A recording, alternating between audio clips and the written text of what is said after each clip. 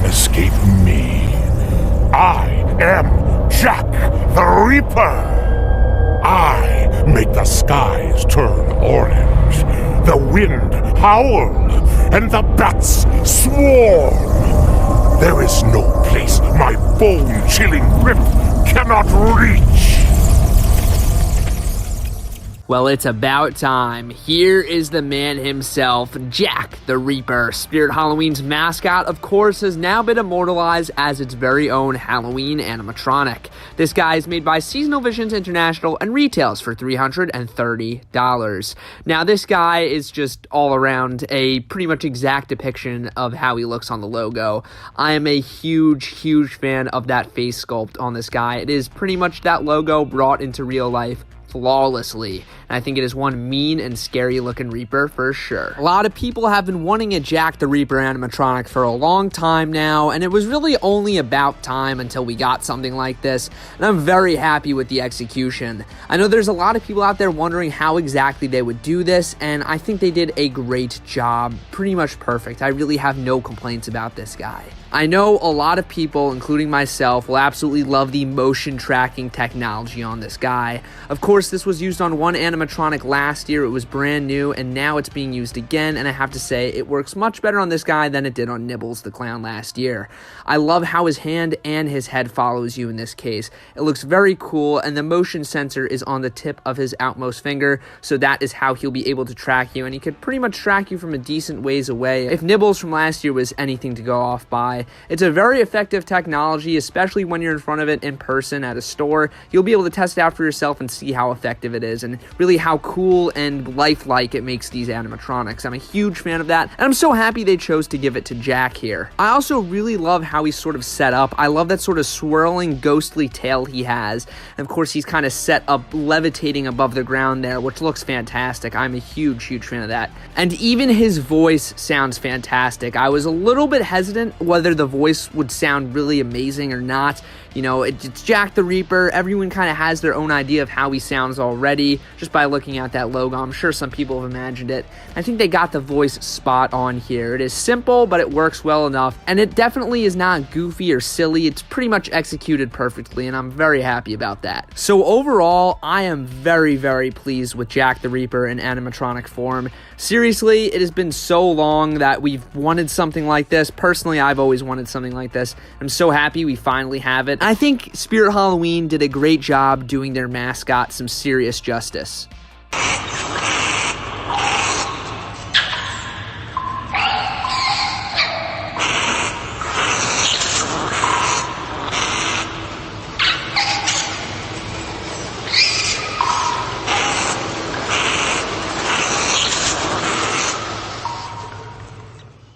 This is Mutant Sewer Rat, standing at 4.2 feet tall and retailing for $230. Now, this was the first prop that Spirit Halloween was really hinting in their first teaser video. It was kind of being hyped up as the headlining prop of the year, so I was definitely expecting it to be a lot taller than 4.2 feet tall. Unfortunately, this is a pretty small animatronic. I really thought this was going to be a hulking beast of a giant rat, but it is kind of only a normal medium-sized giant rat, all things considered at least.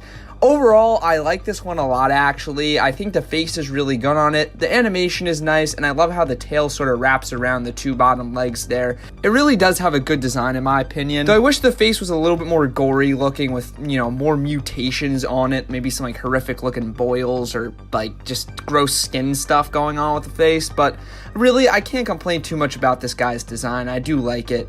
What I don't like is this guy's height and price. I think him only being 4.2 feet tall is a really missed opportunity just to have an absolutely giant hulking rat animatronic. I'm sure this guy will be a lot bigger in person than he looks in the photos and stuff. I'm sure he will have a very big presence, but I really thought this was going to be a prop that was around 6 to 7 feet tall and just sort of this hulking monster. It really just ends up being a pretty short little thing, which is definitely unfortunate in my opinion. And the price of $230 for a 4-foot prop is pretty ridiculous. I don't understand why he's that expensive. It's not like he does all that much either, just head movement and the mouth movement there. I don't know. Overall, though, I have to say I do like this one quite a bit. I think he is cool, and I definitely think it's nice that we're getting a prop that fits the subway theme for sure. Definitely would have been a missed opportunity not to have a rat animatronic, so I'm happy we have one. You have a beautiful head. Yes, it will complete our collection nicely. Don't be afraid. Come closer. Take a candy. And let's carve up some fun this night. Our treats are crafted from your darkest nightmares. This is Headcase Harry, made by Seasonal Visions International and retailing for $270. Now, there is a lot to love about this guy for sure. I think this is probably going to end up being my favorite clown prop of this year. I think it just looks so great. I really, really love the two faces on this guy, without a doubt. That is the coolest part about this guy, and I think they look great. In the video. In real life, we'll see how these come out, but there have already been some leaks from stores showcasing this guy's face. And let's just say he does suffer from SVI, typical their deformations when it comes to their latex-headed props, which I think is really unfortunate because this guy in his stock photos and of course his video, it looks like an amazing sculpt. So it's a little bit upsetting to see how they're showing up to stores, but hopefully that's just a few of them and not all of them. Anyways, I really love how this one looks, of course. The two heads sort of mutated and stuck together looks awesome. I love how they share one eye in the middle. That's awesome, too. I love how they both have mouth animation separately. Of course, that's kind of a no-brainer there, but you'd be surprised that Spirit Halloween could leave something out like that. But anyways, I think it looks great. I also love the fact this guy has blood on him. That is super rare to see, and the fact he has blood just goes to show how easy it is to give these props blood on them. I don't know why they don't give more props blood like this, but it would seriously be appreciated because it looks great on this guy. I also love how he holds a knife, and in his other hand he holds candy. That's really creepy, and I like that as well. That's a nice detail for sure. The phrases, the animation, everything's pretty great here. My only problem with this guy is kind of the fact that it is a clown. While I think he makes for a great clown with this two heads pushed together mutant sort of concept, I think that's good for a clown. I think it'd be better for something like a guy in a straitjacket, maybe like ripped out of the straitjacket or something, or some sort of human mutated prop rather than a clown. I think they could have gone way more creative with this concept, but of course they just chose to go with the clown, which I guess is the safe bet. But seriously, we have so many clowns this year, this one just feels pretty unnecessary. It just feels like we could have had something other than a clown, and I think a lot of people would have appreciated that. Anyways, for the most part, I think this guy is great. Headcase Harry is for sure going to be a fan favorite this year. I have to say, as far as clown props go, I think he's a great one. New merch is available now. Use the link in the description to purchase shirts, hoodies, stickers, and more. Do you hear that sound? That's the grinding of my bones coming to tuck you in while you're sleeping. Sweet screams! This one might end up being my favorite of all of 2025. This is Twisted Grandma, made by Techie Design, standing at a height of almost 6 feet tall and retailing for $230. Now, this is definitely a prop that screams early 2010 Spirit Halloween to me. It's truly a return to form for Spirit Halloween, and genuinely really creepy and scary. This is the Spirit Halloween I have missed for years, and I am so happy that it's pretty much back this year. Of course, there have been animatronics within the past couple years, like the Black Heart, for example, that really captured that really scary Halloween vibe that was just kind of rare to see.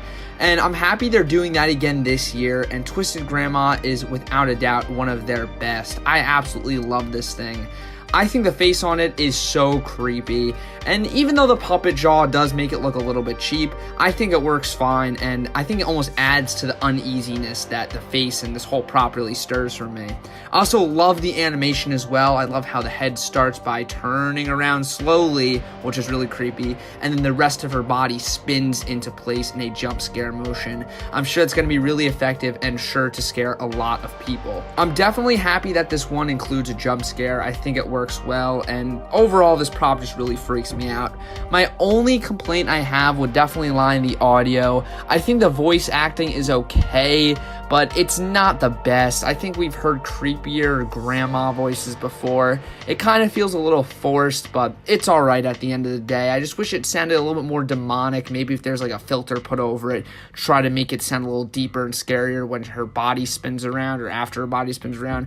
That might have been a little bit better, but other than that, once again, there's really not much to complain about here. This is probably one of their best animatronics this year, and I'm sure it's going to end up being my favorite without a doubt. I absolutely love the Twisted Grandma. It is finally a really scary Spirit Halloween prop for the modern day and age. Shh! Do not venture any further. There will be no escape.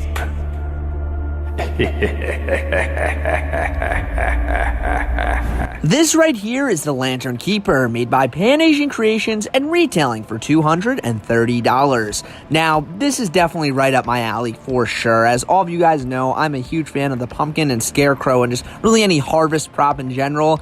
And this guy is a pretty great addition to that sort of fleet of characters. I think for the most part, they did a really good job with this one. I especially love the animation here. That finger raised to the mouth as he shushes you is really cool, and I'm just not sure why that wasn't given to the new model of Silent and Deadly. I know a lot of people would have liked that, and that's literally something I said they should have done, but I don't know why they just left that guy unupgraded. Anyhow, as for the Lantern Keeper, other than the animation, the design here is pretty great as well. It is kind of just your average pumpkin head scarecrow sort of prop, but I think the stuff that is sort of unique about this guy really takes it to the next level.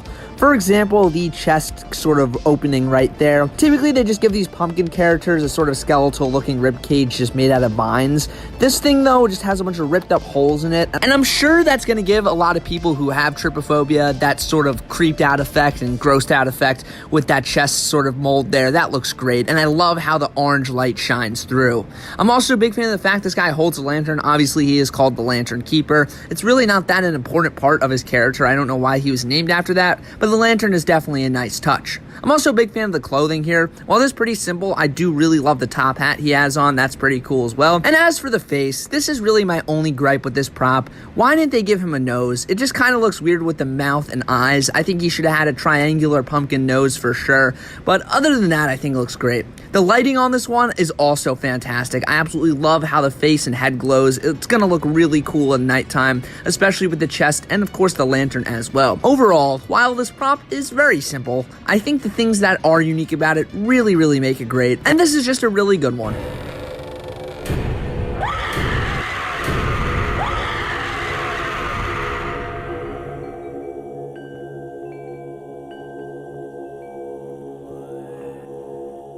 Here we have our first licensed prop being Valak from the Nun, standing at 5.8 feet tall and retailing for $300. As I'm sure a lot of you already know, this was originally supposed to be released in 2024, but it got canceled and now it's finally being released in 2025. Now, I think it's a little strange that we're getting a Valak or Nun animatronic when there has not been a Nun movie in theaters for a long time now. I think, what are we on, the Nun 2 or 3? I don't know. I haven't seen any of the Conjuring movies. I feel like those are just kind of slop horror movies. I could be wrong. I haven't seen any of them, but that's just kind of the vibe I get from them. Anyways, I think this is a really great animatronic, and its authenticity and accuracy to the films is just unmatched by any other Valak or Nun animatronic we've gotten thus far. I think the face on this one is really incredible looking. The clothing is also great, and you gotta love that jump scare animation. Though there is one caveat to all this, I am ready to say that this is a really great animatronic, but if you look here, you could see there is a massive mechanism basically set up behind the figure, which kind of makes this prop a pretty difficult one to set up in a display. I guess it's made for haunted houses much more than it is for just kind of a freestanding sort of character to set up in your house or something like that. It does make this prop a whole lot less accessible than most animatronics, which is quite unfortunate, but I guess that's kind of what they needed to do in order to get this sort of jump scare motion they have to work work here, which I very much like the jump scare. I think it's going to be pretty effective, especially how the hands start closed together like she's praying and then they pop out open as she jumps at you. That's a really cool idea, and I think in execution it works well. But again, basically sticking out 3 feet behind her, we have this massive mechanism that's kind of built up on a stand there, which, yeah, that kind of just, it doesn't ruin the prop for me, I can't say that. It definitely sours my opinion of this one just a little bit. I'm sure there is a way they could have figured out to make the mechanism a lot smaller. It's just kind of strange that it's built like this. This is the very first animatronic from Spirit Halloween to have anything like this, so maybe it's just something that I have to get used to, but I just think it's a little strange and definitely makes this prop, like I said, a lot less accessible for a lot of people, I think. No more clowning around. It's time for monkey business.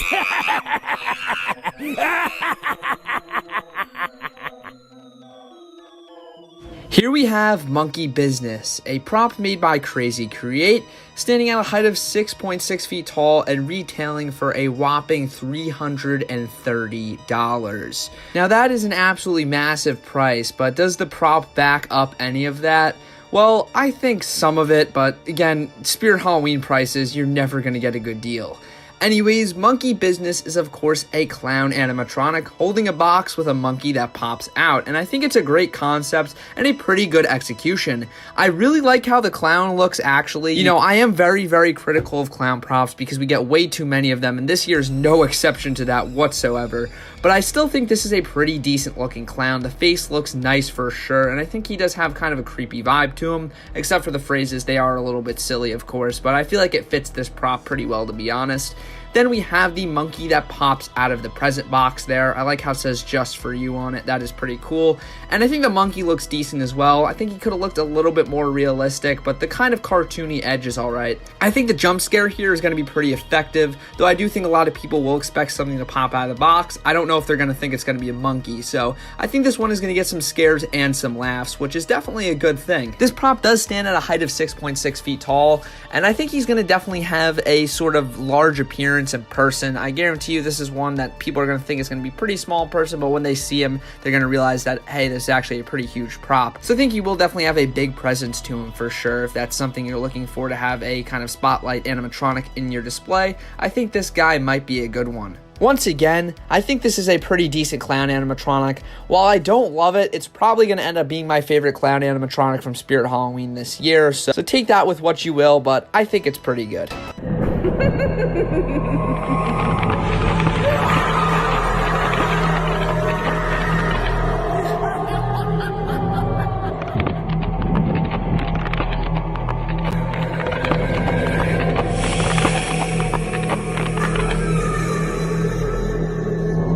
This is Backbend Bonnie, standing at a height of 5 feet tall, manufactured and made by Techie Design, and selling for a price of $180.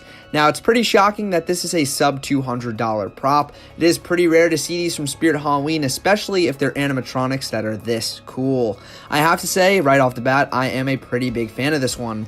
It is pretty much a spiritual successor to Broken Spine Girl from way back in the day, and I have to say I am impressed with what they did here. I think the face on this one is pretty decent for the most part, though those pupils kind of ruin it for me, but I think that should be an easy fix. You could just basically wipe that out, and if they're painted on, you probably just use nail polish remover or something to get those ugly looking pupils out. The pupils look so fake, and it just kind of ruins the realness of the prop, but it is what it is. It's, again, very easy fix, and that's kind of a nitpick there. The animation is really great. I know it's not the jump scare I was probably expecting it to be when I first saw her images. I was really hoping it was going to be a jump scare like Broken Spine Girl, but I have to say I think the slow motion she does actually adds to the creepiness here, and I love how her arms just kind of fall. They're not really, you know, attached to anything. They're just kind of free to move around. So I think it looks really cool as her arms sort of kind of just like go back with her. That's what helps the effect look really creepy and really scary, to be honest. And that's the best part about this prop. It is really damn scary, especially considering Spirit Halloween standards these days. I think this is a pretty much return to form for them. Very, very classic looking. Again, the face looks great, and the dress too is really cool. I love this sort of gothic vibe it has going on. The deep crimson red looks really nice. And everything about this prop just screams Spirit Halloween 2013, 2014, 2015. That whole era of Spirit Halloween, even maybe 2010 to 2015, I'd say. That That whole era kind of defines this prop. So it is really interesting to see that Spirit Halloween is kind of going back to a return to form here, especially considering their standards these days in terms of how kid-friendly they make their stuff. So I absolutely can't complain about that. Overall, I really like Backbend Bonnie, and it's just surprising to see a prop like this from Spirit Halloween in the year 2025, but I think it's really great.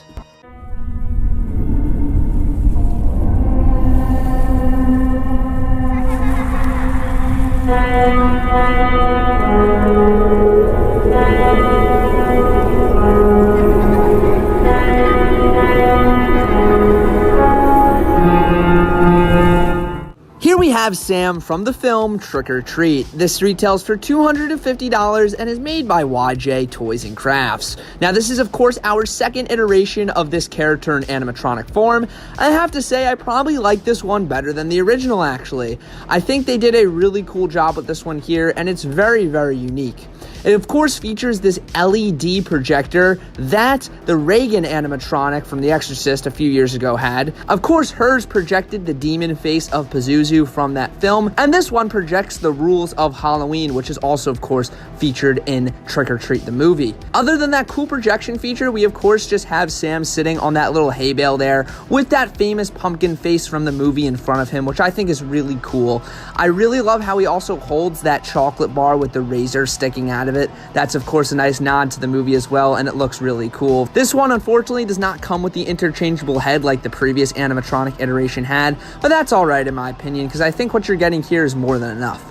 What I don't understand is why this guy's $250. I feel like that's very, very expensive. It is an online only, so you're going to have to pay for oversized shipping as well, so he really comes out to be pretty expensive, close to $300. But for such a small prop, I don't really see why paying that is justified, unless you're a huge fan of the Trick or Treat movies. Anyways, overall, I have to say I'm a pretty decent fan of this one, and you know, I'm not a huge fan of the Trick or Treat movies, but I think this is a pretty cool iteration of the character for sure.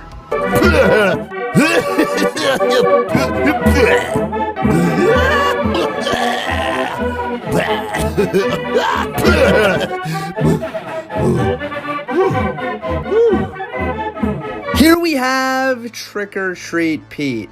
Well, I can't say I'm too mad at this one.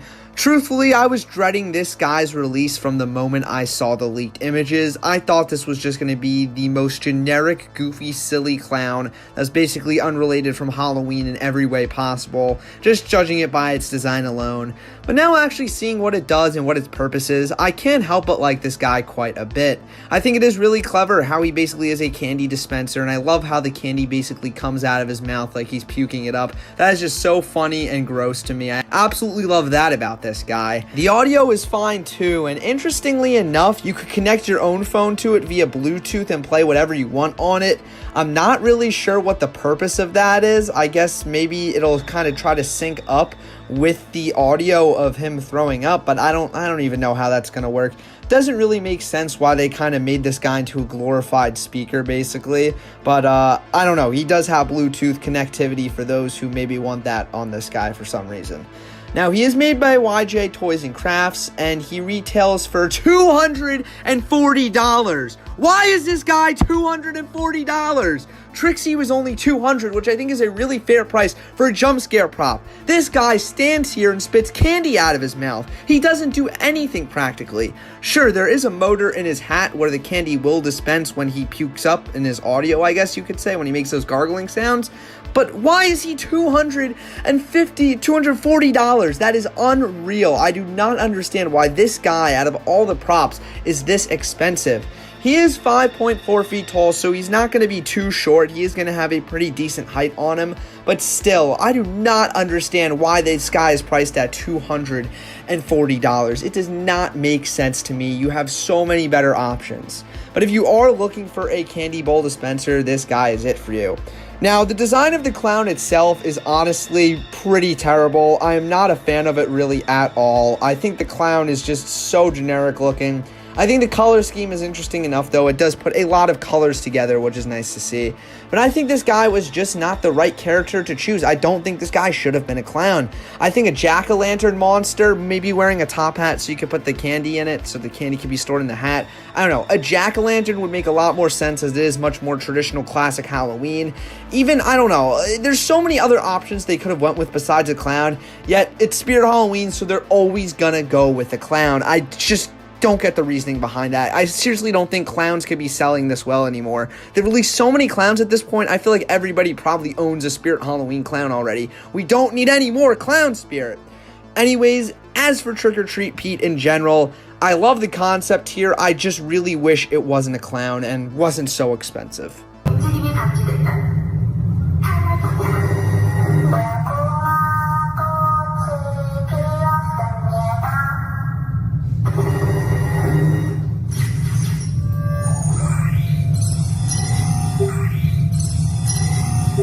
Here we have the officially licensed Young-Hee animatronic from Squid Game, retailing for $700. That's right, this is $700. If you want this, you're gonna have to pay almost $1,000 for it. That is insane, but it kind of makes sense when you really stop to think about it. For one, the entire thing is plastic. It is just one plastic piece. Well, it's obviously multiple, you put it together, but there isn't any fabric on this one to stay true to, of course, Squid Game. It is just a giant, pretty much plastic action figure, so that's what you're getting here. So obviously having all this plastic makes it very expensive, and it is a very tall prop as well, probably around 9 or 10 feet tall. Not exactly sure because we don't have the official listing for it yet, but we do have this video from the flagship store.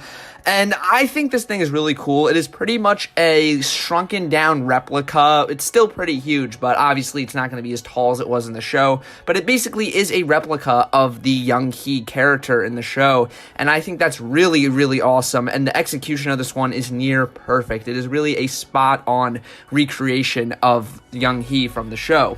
I'm also really surprised about the animation on this one. The head turning is one thing, which I think all of us kind of expected, but the eyes moving around as well is really cool and adds so much life and accuracy to this character. Overall, I really have to say this thing is awesome, and I can't wait to see it in person. I definitely won't be getting it because I'm not a huge fan of Squid Game, and I'm not going to spend $700 on a Halloween animatronic. Never in a million years will I do that, so yeah, that's why. But I think a lot of people are going to like this one, but I can't see that many people buying it. I really don't think many people are going to shell out $700 to purchase this thing. Once again, I think it's kind of justified and warranted considering it's all plastic, which gets very expensive very quickly. So if you are a huge fan of Squid Game, maybe this thing's for you, but other than that, I don't think many people will be going for this one.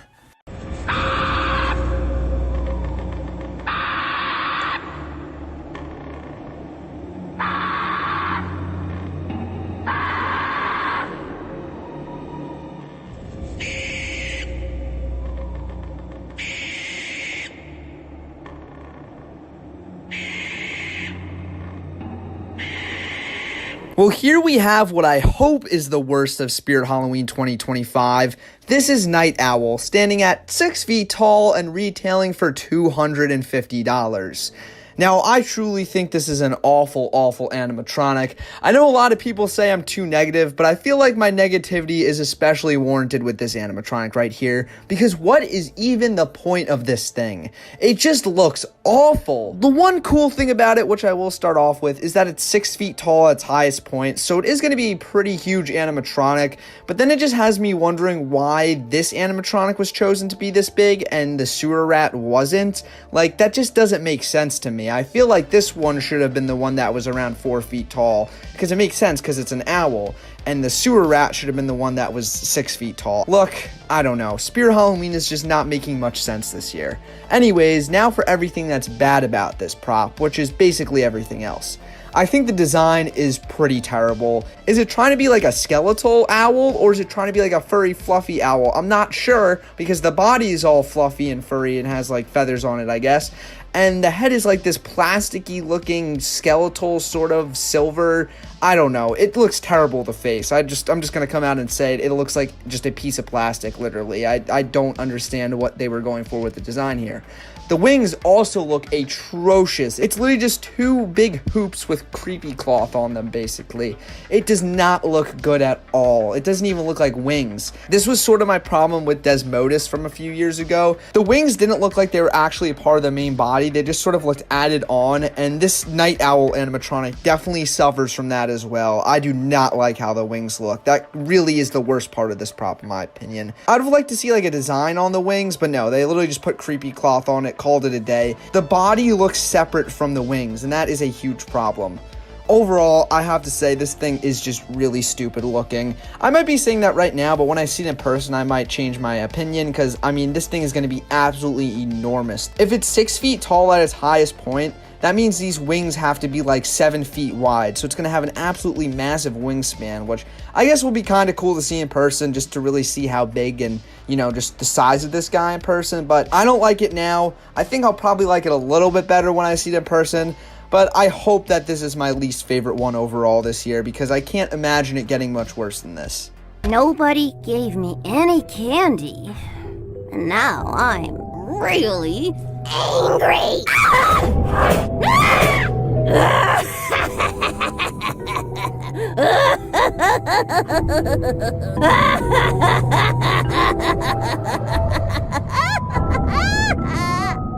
Oh, better now. Here we have Trixie, retailing for $200 and manufactured by Crazy Create.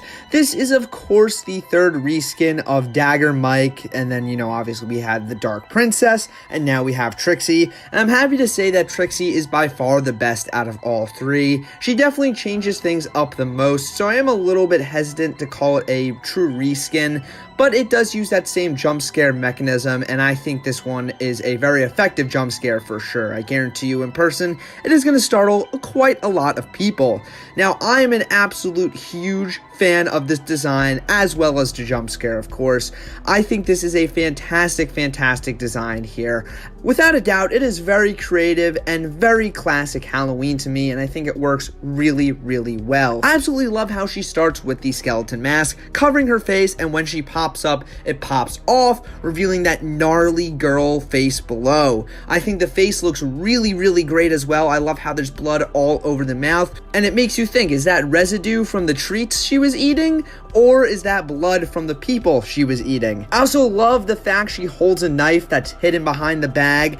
It's really great how the jump scare reveals that. I think that is super creative and it works super well. And the whole concept with this being a little trick-or-treating girl is just so awesome and very classic Halloween to me.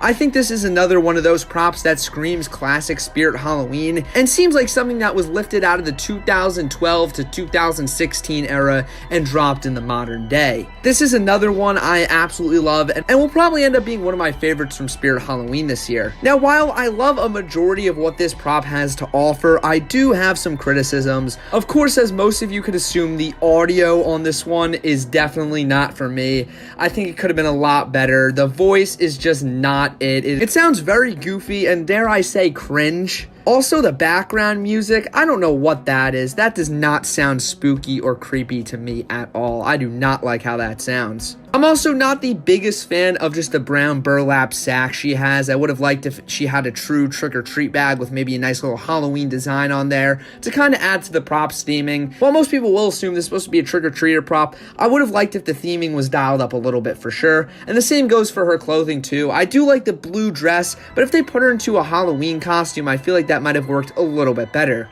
I do love the blood all over her dress though, especially towards the bottom there. That looks great. And overall, Trixie is definitely, like I said, going to be absolutely one of my favorites this year. I think it has a great jump scare and a great character concept and a pretty much great execution besides the audio. I really do like Trixie though. She's awesome. I have risen from the dark pit of despair. It burns inside me. This is the simply named Fire Demon, made by Crazy Create and retailing for $310. Man, that is really expensive for this thing.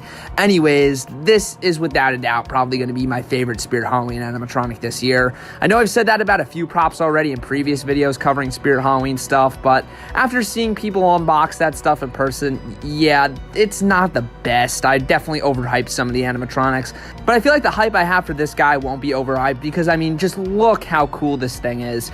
I will just start with this guy's design. While it is a pretty simple cloaked skeleton, you have those awesome looking horns there for sure, and of course the flaming effect with inside the skull. That literally looks insane. I don't know how they pulled that off, but it looks like there's a legitimate fire happening inside that guy's head, and I absolutely love every part of that.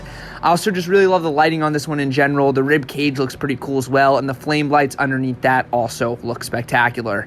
I think this guy's posing and animation is also fantastic. I love how he starts with his hands sort of raised over his head, blocking what he looks like, and then he drops them, revealing the gnarly looking demon underneath. So awesome. I'm also a big fan of the phrases. He's supposed to be scary and intimidating, and I think the phrases really add to his benefit, but when he says he's burning inside, that kind of makes you feel like, man, this guy did some messed up stuff and now he's suffering for it. So that definitely adds some surprising depth to the character here for sure. Overall, I have to say this is just an incredible one. Besides that price at $310, I think this is definitely going to be a fan favorite for the year, and it probably will end up as the #1 animatronic on my rankings list for this year. I'm going to have to wait to see it in person, of course, but just looking at it from the photos and videos, this thing looks spectacular. It's a truly stellar and scary looking animatronic. You're trespassing on hallowed ground.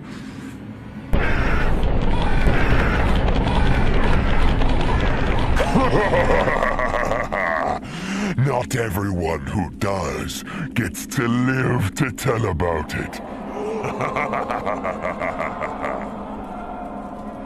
Now here we have our millionth Mr. Dark reskin at this point, I think. Well, obviously I'm over-exaggerating, but this is yet another Mr. Dark reskin, being Sinister Straw Man, though he does come with some unique changes this time. Out of all these scissor lift jump scare animatronics, I think this is probably the second best, right next to the original Mr. Dark. It's definitely a really solid reskin with a great scarecrow design, but nothing is going to beat that original Mr. Dark for me. Now the changes he does come with are very interesting, and we've never seen this done on another Mr. Dark reskin before, because it actually starts out a lot taller than the original Mr. Dark and gets up a lot taller. So the jump scare really is covering the same amount of distance, but in his resting position, he's going to start out around 5 feet tall, and then once he's fully risen and jumped up, he'll be around 9.5 feet tall, when I think the original Mr. Dark started at around 4.5 feet tall and got around to 8.5 feet tall. So he's kind of just put up on a pedestal a little bit, I guess, here, Sinister Straw Man, compared to the other Mr. Darks that have come before him. So that's really interesting, and it's definitely a unique change and a cool one for sure. So this guy's going to get really high up. Once again, I think he has a pretty great scarecrow design. I really love the face on this one, and I think the phrase is pretty decent as well. I'm also pretty positive he has more than one phrase, which is new for these Mr. Dark type characters, so that is pretty exciting as well. The problem with this one is that he is $330. Of course, he's also made by Techie Design, I forgot to mention that, as are all the Mr. Dark animatronics, but this one is the most expensive, I think, yet. Maybe it is because it does have that sort of taller stature, but the original Mr. Dark, when it came out in 2021, I believe was only $250, if not less than that. So I'm very shocked that this guy is that expensive, but I guess with everything going on, like inflation and the tariffs, it does make sense why this guy has to be so expensive, but I don't know if it's worth that much, to be honest. I still think that's a little ridiculous. Other than that, though, I think Sinister Straw Man is a pretty great animatronic, and definitely the most worthy Mr. Dark reskin to date.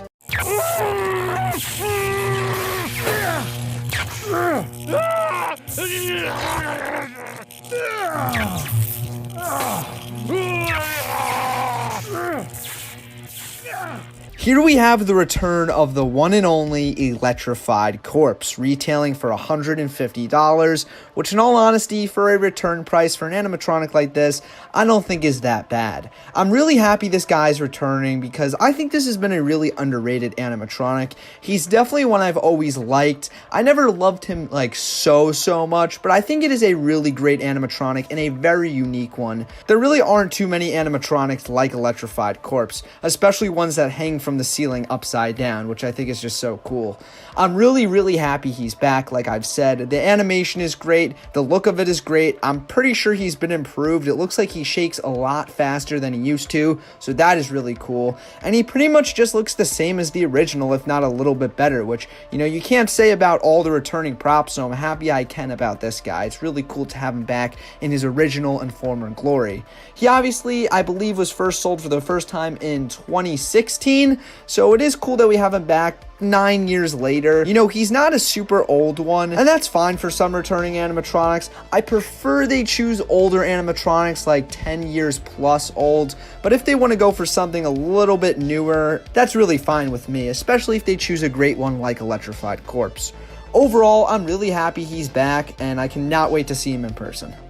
It's a terrifying Christmas, let the horror fill your heart. You hear footsteps, that's not Santa, it's a jolly clown named Art. He's a Miles County legend, with a smile that brings a chill, on a journey to outdo himself and top his latest kill. Here we have Santa Arty the Clown, retailing for $270 and made by YJ Toys and Crafts. And of course, this is obviously just a simple reskin of the Arty the Clown from last year, but obviously put into his new Santa Claus suit that he wears in the third movie. And with this thing being a direct reskin of the one from last year, I have to say it's a pretty huge downgrade, honestly. I think the Santa Claus suit is really stupid to have as a Halloween animatronic as its own thing. I cannot imagine many people are going to buy this one unless they're die-hard fans of the Terrifier franchise. I could see a lot of normies buying the Arty the Clown prop without even seeing the movie just because they thought it was a creepy clown who did a creepy little wave. But this thing, people are going to see this thing like, why the hell is it wearing a Santa Claus suit? You know, the Terrifier franchise is very popular now, but I don't think it's as popular to the point where people are going to be able to look at this guy and be like, oh yeah, I know why he's wearing the Santa Claus suit. I know this movie. You know, I think there's a lot less people who are going to be able to do that for this guy rather than someone like Michael Myers or Jason Voorhees. So I don't really see the point of making his own like Santa Claus reskin. I don't know why they didn't just make a Santa Claus suit to put on the one from last year that you could buy separately if you wanted, like have it as an online only. And the fact this thing is being sold in stores too is really strange in my opinion. I feel like this is one of those props they would want to put as an online only to not take the risk of selling it in stores. Maybe this will be sold at Spirit Christmas as well, since they did have the Krampus prop there last year, so maybe that's their plan with this guy. But having him at Spirit Halloween this year is just kind of weird in my opinion. I would have understood once again if this was an online only, because I feel like a lot less people are going to buy this thing than the normal Arty the Clown. If I was a fan of the Terrifier movies, I would much prefer the normal Arty the Clown compared to the Santa Claus suit one. It's not the Arty the Clown that like most people know and love. It's, you know, just kind of a special little suit he wears in the third movie for I don't even know how long, but definitely not the whole thing, you know, like for some great scenes in it, I'm sure. But, you know, the normal Arty the Clown look is much better in my opinion, and I just don't understand why this thing's being sold in stores.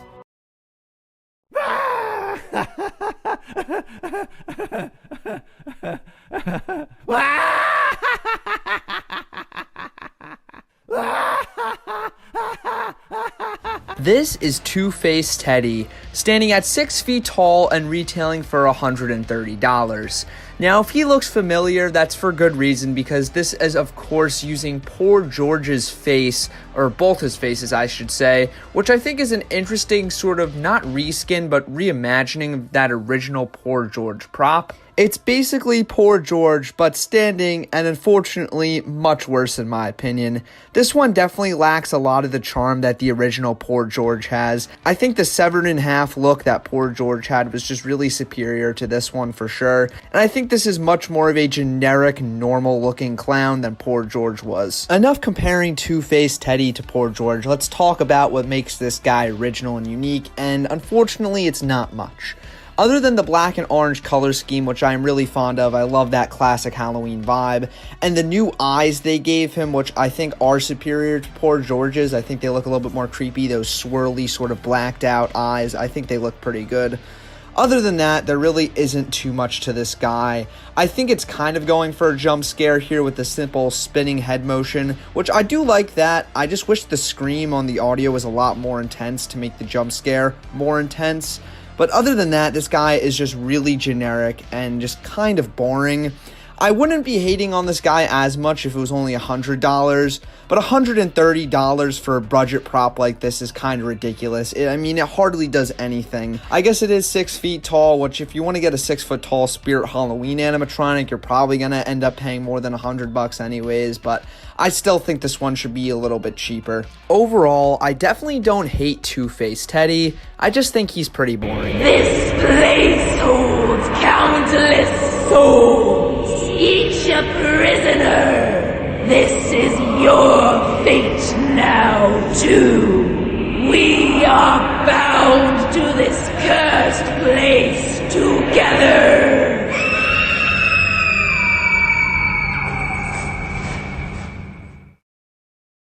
Here we have Crypt Countess, made by Seasonal Visions International, standing at a height of 7 feet tall and retailing for $300. Now, I am very, very, very, very split on this one because there is so much about it that is cool and awesome, and then there's just some stuff about it that is, just take a look at that face and that will tell you all you need to know. Unfortunately, this prop really, really suffers from generic SVI face syndrome, and also just those eyes are so derpy and dumb looking. I absolutely am just sick of the yellow glowing eyes on SVI props. Can we just choose a different color than yellow, please? I think red eyes honestly would have saved this prop, but since they chose to go with the generic yellow, it just kind of really just makes this prop look so lame. I'm also not the biggest fan of this one being a sort of ghoul, like banshee type creature. I think a vampire woman would have been a lot. This one just definitely comes off as a little bit generic in my opinion. I think we've seen this character done so many times before, just with different sort of animations and sounds and stuff like that, but I don't know. I do think a vampire would have been so much better. And going back to the face again, like, come on, this could have just looked so much cooler as a vampire face, and especially if they just got rid of those damn eyes. I hate how the eyes look on this one. It's just so derpy and dumb looking. I can't stand it.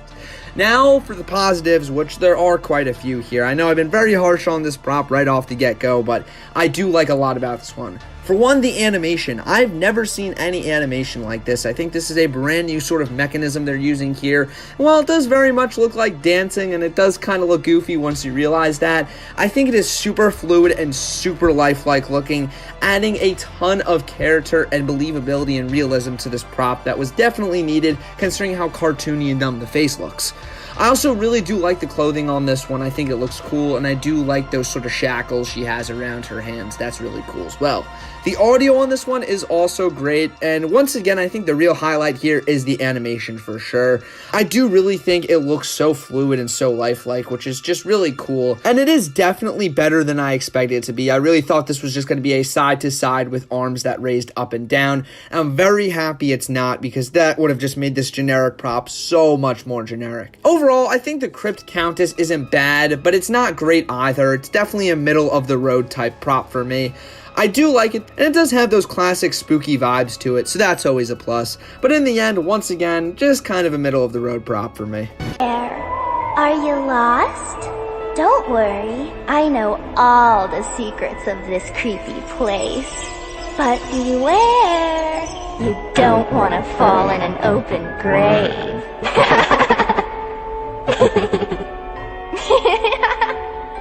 Oh my god. You know what? Despite everything I'm about to say about this prop, at least it isn't a clown.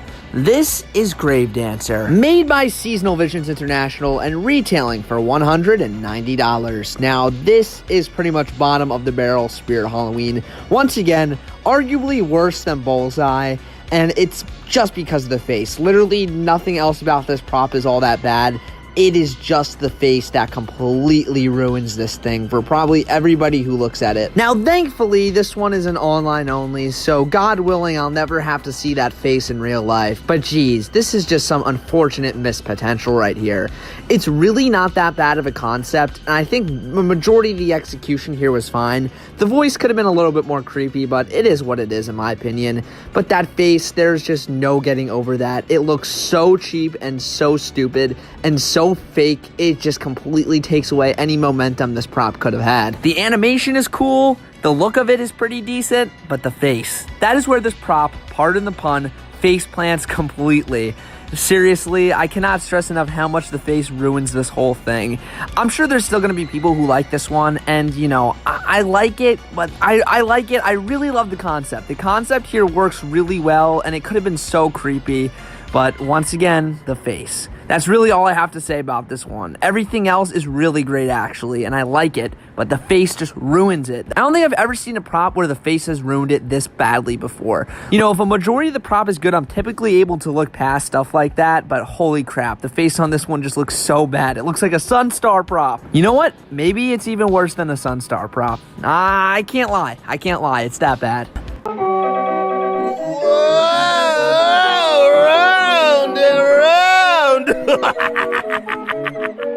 Come on, I'll give you one free throw. Then it's my turn to throw a knife at you. Oh my god. What is this thing? This is seriously what Spirit Halloween is making in the Big 25. I thought we were done with the stupid and goofy clowns, but Spirit Halloween just cannot help themselves whatsoever. This is Bullseye, made by Party Time and retailing for $250, and he barely cracks 4.5 feet tall. This thing is just ridiculous. This is basically the Stilts of this year, and while I don't think it's as bad as Stilts, you know, there is something a little bit more unique going on here than Stilts had anything going on with him. This thing is just still as dumb and goofy and cartoonish and childish and just lame as ever. I can't believe Spirit Halloween is still making these garbage clowns. This is peak Spirit Halloween slop right here for sure. That's why I'm getting this guy out of the way first.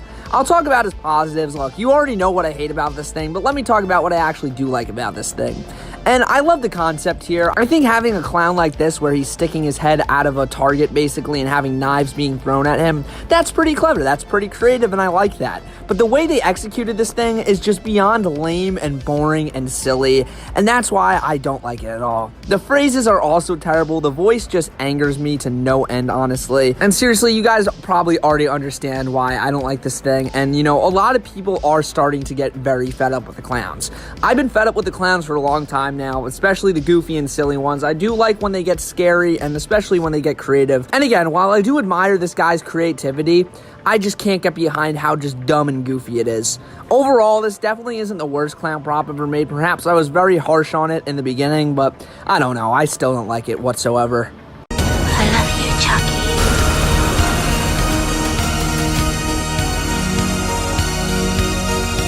How's it going, guys? It's the Pixelated Pumpkin, and Home Depot has finally released all of their new for 2025 Halloween animatronics, and in today's video, we will be looking at every single one of them. Please be sure to like and subscribe before we get into it. Home Depot has been going strong every single year since 2020. It's been nothing but absolutely banger lineups from them. Will this year continue that trend? Let's find out. Here we have the Bluetooth-controlled skeleton, maybe the most anticipated animatronic of Home Depot Halloween 2025. I know there are a lot of people that are very eager to get their hands on this one simply because of the amount of customization you have with this guy. You really are getting your bang for the buck here for sure with what you could do with this guy. His digital eyes can display up to 18 different styles. His lighting is also fully customizable. You can pretty much select any color you want for this guy to shine, as well as like strobing effects and stuff like that. And the big one, of course, is that you could record your own phrases. I know a lot of people are going to have fun with that for sure. I believe you could record up to 30 of your own phrases and have them in standby inside this. With this new mobile app they have now, it's called Decor Pro from the looks of it. And I think that's really awesome. I think it's about time we got a fully customizable and an animatronic you could pretty much control yourself through an app. I think that's really smart and a great innovation. But of course, it does come with some of its problems, like what happens when the app gets discontinued. You know, really no mobile app can last forever, and I don't know how long Home Depot is willing to support this after this guy is sold. I'm sure there's going to be a lot more animatronics coming out in the future, granted this guy's successful, that use this whole Bluetooth functionality. Hopefully this app lasts through the next decade, so this guy is really usable for the next decade. But I'm pretty sure even once the app goes defunct, you still will be able to use this guy because he does come included with 5 preloaded phrases. So your animatronic won't turn into a brick when the app breaks, which is definitely very good. Overall, I think this one is going to be really awesome, and I know a lot of people are going to be clamoring to get this one for sure. I think it's cool, and I'm liking the innovations here for sure. This guy might end up being my favorite from Home Depot this year. Anyways, this is the 8-foot tall Tumble the Troll, and while I've typically been very critical of having fantasy monsters and creatures as Halloween animatronics in the past, I think this guy has really changed my opinion on that because I could see now how well they can work. I think having a troll animatronic, especially one that's been made to kind of be this scary and intimidating in person, is really, really cool. I love a lot about this guy, and he does do some really cool stuff that not many other animatronics do, which I really appreciate. The changing color of eyes, for example, is really, really cool and a great feature for sure. I'm also a big fan of this guy's animation, and of course his gigantic stature. This guy must be enormous in person. I'm really hoping he's in stores this year. I guarantee you this guy's gonna blow my mind with just how huge he looks. I think the character is very cool for sure, and once again adds an intimidating and very scary sort of layer to the ogre or troll sort of genre of props. We really don't see any of these, and this is definitely a good one for sure. And out of the very few we've seen, this is probably the best one. I absolutely love this dude's face, and I love his 2 huge fangs he has on his underjaw. That just adds to the intimidation here. Overall, I think this one is really awesome, and it's just such a great designed character for sure. And once again, I'm sure this thing is going to be enormous and very intimidating in person.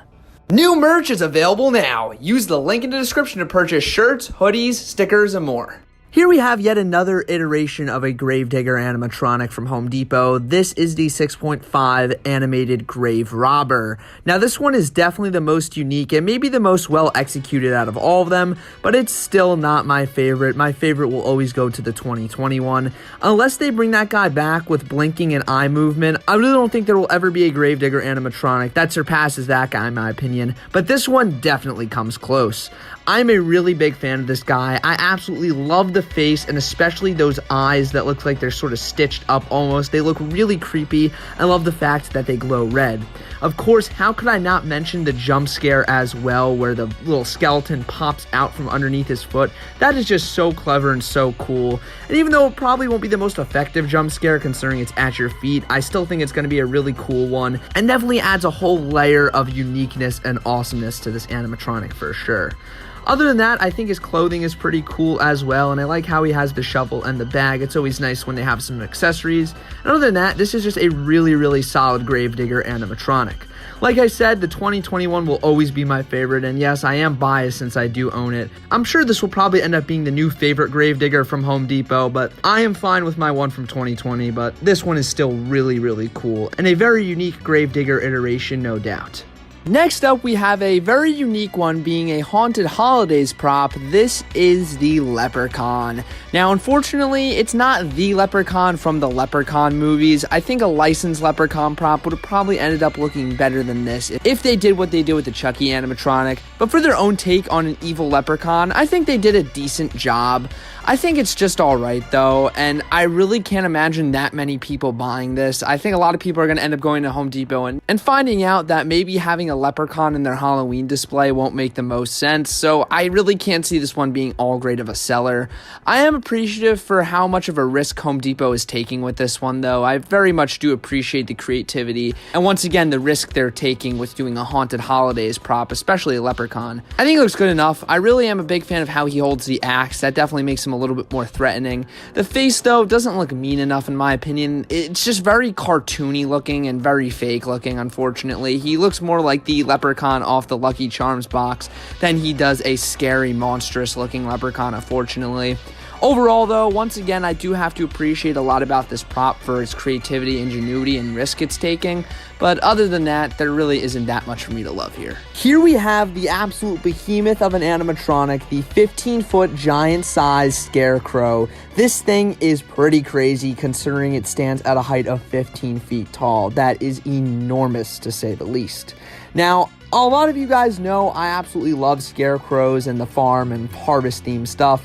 But this guy is just alright in my opinion. I think the design could have been a little bit better here. I think the body is very cool, and I really like how it's almost like he's growing out of the ground as if he's this whole tree monster, sort of.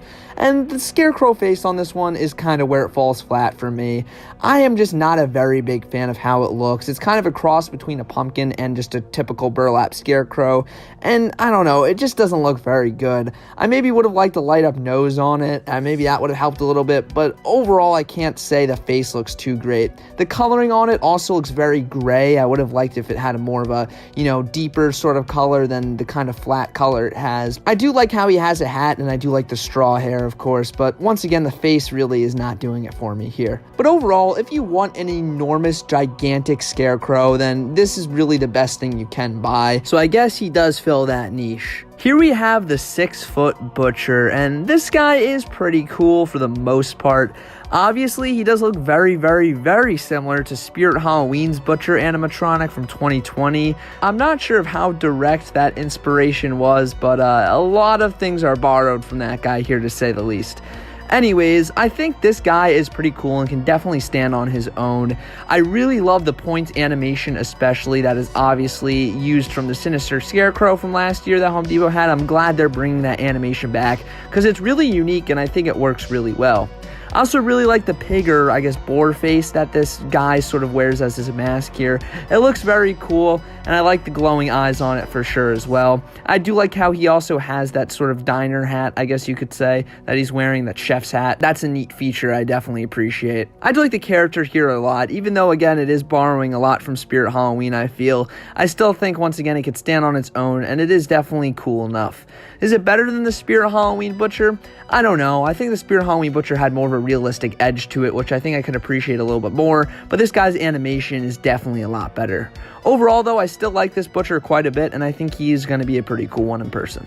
Here we have the 5-foot sitting Skelly's dog. Last year, obviously, we had the standing Skelly's dog, which was definitely a much more cuter looking version than this guy is. I am happy they gave us a scarier version for those who wanted it, especially if you're using that scary head on the 12-foot skeleton. This dog will definitely go with that version of the skeleton a lot better than the original. But there isn't too much to say about this guy. Of course, you can control the digital eyes as well as pose the mouth however you want. Other than that, it's just a pretty simple skeleton dog static. I mean, the only really unique thing here is that it is a enormous prop. But other than that, it's just cool in my opinion, and it's nice that the 12-foot skeleton can have another pet if he wants. Here is the Bride of Chucky, the Tiffany Valentine doll animatronic. It's not just a doll, of course, it moves and has those awesome servo eyes as well as blinking, same as the Chucky animatronic, which is very, very cool. Now, admittedly, I have not seen a single Child's Play movie past the second one, so I'm not really sure what Tiffany's whole deal is, other than that she is the Bride of Chucky, of course. But I know a lot of people were wanting the Tiffany doll to go along with their Chucky, and now they have it, which is really cool in my opinion. I think she looks phenomenal, just as good as the Chucky, of course. The face on this one is pretty much flawless, as well as the clothing and everything else. She looks pretty much just like she does from the movie, and of course the movement and lifelikeness of this prop should not be underestimated. I absolutely love how realistic this thing looks. It is so awesome. Other than that, I don't know what else to say. This thing is pretty much a perfect representation of Tiffany from the movie, and I know a lot of people are happy that they could get their Tiffany to go along with their Chucky animatronic. Here we have another fan favorite prop from this year. This is the 7-foot enormous Megalodon shark, and before we get started talking about this guy This is not a Megalodon. This is clearly modeled after a great white shark. I don't know why they're calling it a Megalodon. A Megalodon looks nothing like this, and it's way, way bigger, so that is just so stupid this thing is called a Megalodon shark. It should just be called giant great white. I don't know. That really pisses me off, but anyways, this is an absolutely incredible piece right here. I'm really shocked by how good this thing looks. It is super detailed considering its enormous size, and it's just insanely massive. This thing is going to be enormous in person, I guarantee it. I love the lights on it. My only problem is the eyes. They should just be blacked out completely. I don't know why they gave human eyes to a shark. The whole thing about sharks is that their eyes are black and you could rarely ever see the whites in them. So I don't know why they gave him basically human looking pupils. That's like so stupid. But other than that, this is really awesome. I love the scars all over it as well. That is such a nice detail. And really the best thing about this one is just how detail is. Now, another problem I have with it is it's a shark, so where are you really going to find people who are going to buy this thing for the Halloween displays? You know, I'm sure they're out there, and I'm sure some of you watching really want this thing. It's definitely not for me, though. I will not be buying the shark, but I still think it's really cool, and it is cool that you could buy a giant plastic great white shark to put in your front lawn now. I don't think there was really an option or opportunity to do that before. Here's another animatronic that took some clear inspiration from Spirit Halloween. I assume this guy is what Lord Raven would look like before he turned into a skeleton, but this is the 6.5 foot tall, I believe, animated Raven animatronic. And I honestly think this one kind of beats Lord Raven. I don't know. This one's really cool looking, and it does a lot that I like. I do love the lighting on this one quite a bit. The eyes, and especially when he moves his mouth and you see that light coming from within his mouth, is pretty awesome. I also like the staff he holds. That's pretty cool. The lantern is nice as well. I think the clothing is really the thing I like most on this one, though. I really like the sort of feathers he has around his sort of head and shoulder area. That looks really cool, and definitely obviously adds to the whole Raven vibe going on here. Overall, this is a cool character, a unique one for sure, but still kind of steals from Spirit Halloween, I think. Very much like the Pig Butcher that they have this year. I can't help but feel they've been looking at Spirit Halloween's notes and kind of copying off them, but this guy still does more than enough that makes him different and stand out from Spirit Halloween's Lord Raven, and I think this is a very cool and very unique sort of bird creature animatronic. Here we have one that I unfortunately think is genuinely bad, which is a shock from Home Depot considering every single year for the past 4 years now, there hasn't been a single bad animatronic, I dare say. But this one is kind of our first really bad one from Home Depot. This is the zombie barber animatronic, and it just does not look good at all in my opinion. I really would have preferred to see a officially licensed Sweeney Todd animatronic, you know, the Johnny Depp version of him I think would be awesome, but this is just kind of a knockoff. It just looks so bad. It might be the mustache that he has and those really puffy eyebrows, or it might be the fact that he doesn't feature mouth animation, or it might be the fact that there's not one drop of blood over any of the clothes on his body, but I just think this one is really, really lame looking and just kind of stupid. I can't imagine that many people want a demon barber or zombie barber prop unless it is the Sweeney Todd we know, so this one I can't imagine is going to be selling well, and it also has this very cartoony edge to him that doesn't look great either. I really don't like that.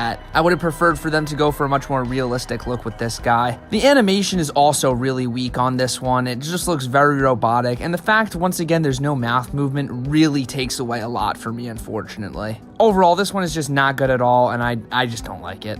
Disney adults are about to lose their minds over this one. Here we have the Maleficent animatronic, and I have to say, this is definitely a great one, and I am very, very happy that this thing is not themed after the live-action version of Maleficent. It is based off the classic 50s Sleeping Beauty movie, which was definitely the right move here for sure.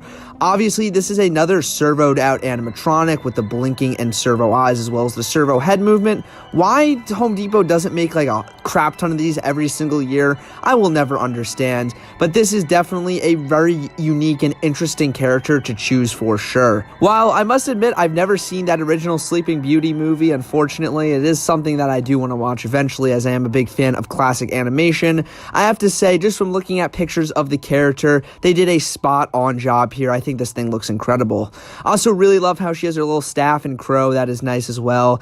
And once again, the accuracy to the film, even though we're were taking an animated character and sort of making it into a 3D, I guess, semi-live action version. I guess you could say it's not really live because it's a animatronic, but still, this thing looks really, really incredible. I must admit, they really managed to make the transfer from 2D animation to 3D and physical in real life very well here. And that is something that I find to be really cool.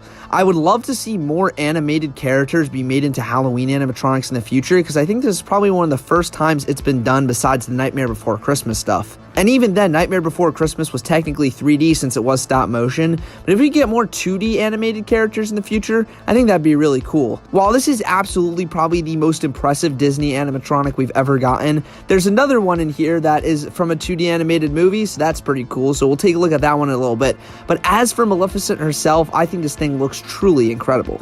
This is the zombie stack trio. Obviously, we had the clown stack last year, and they decided to make it new with some zombies.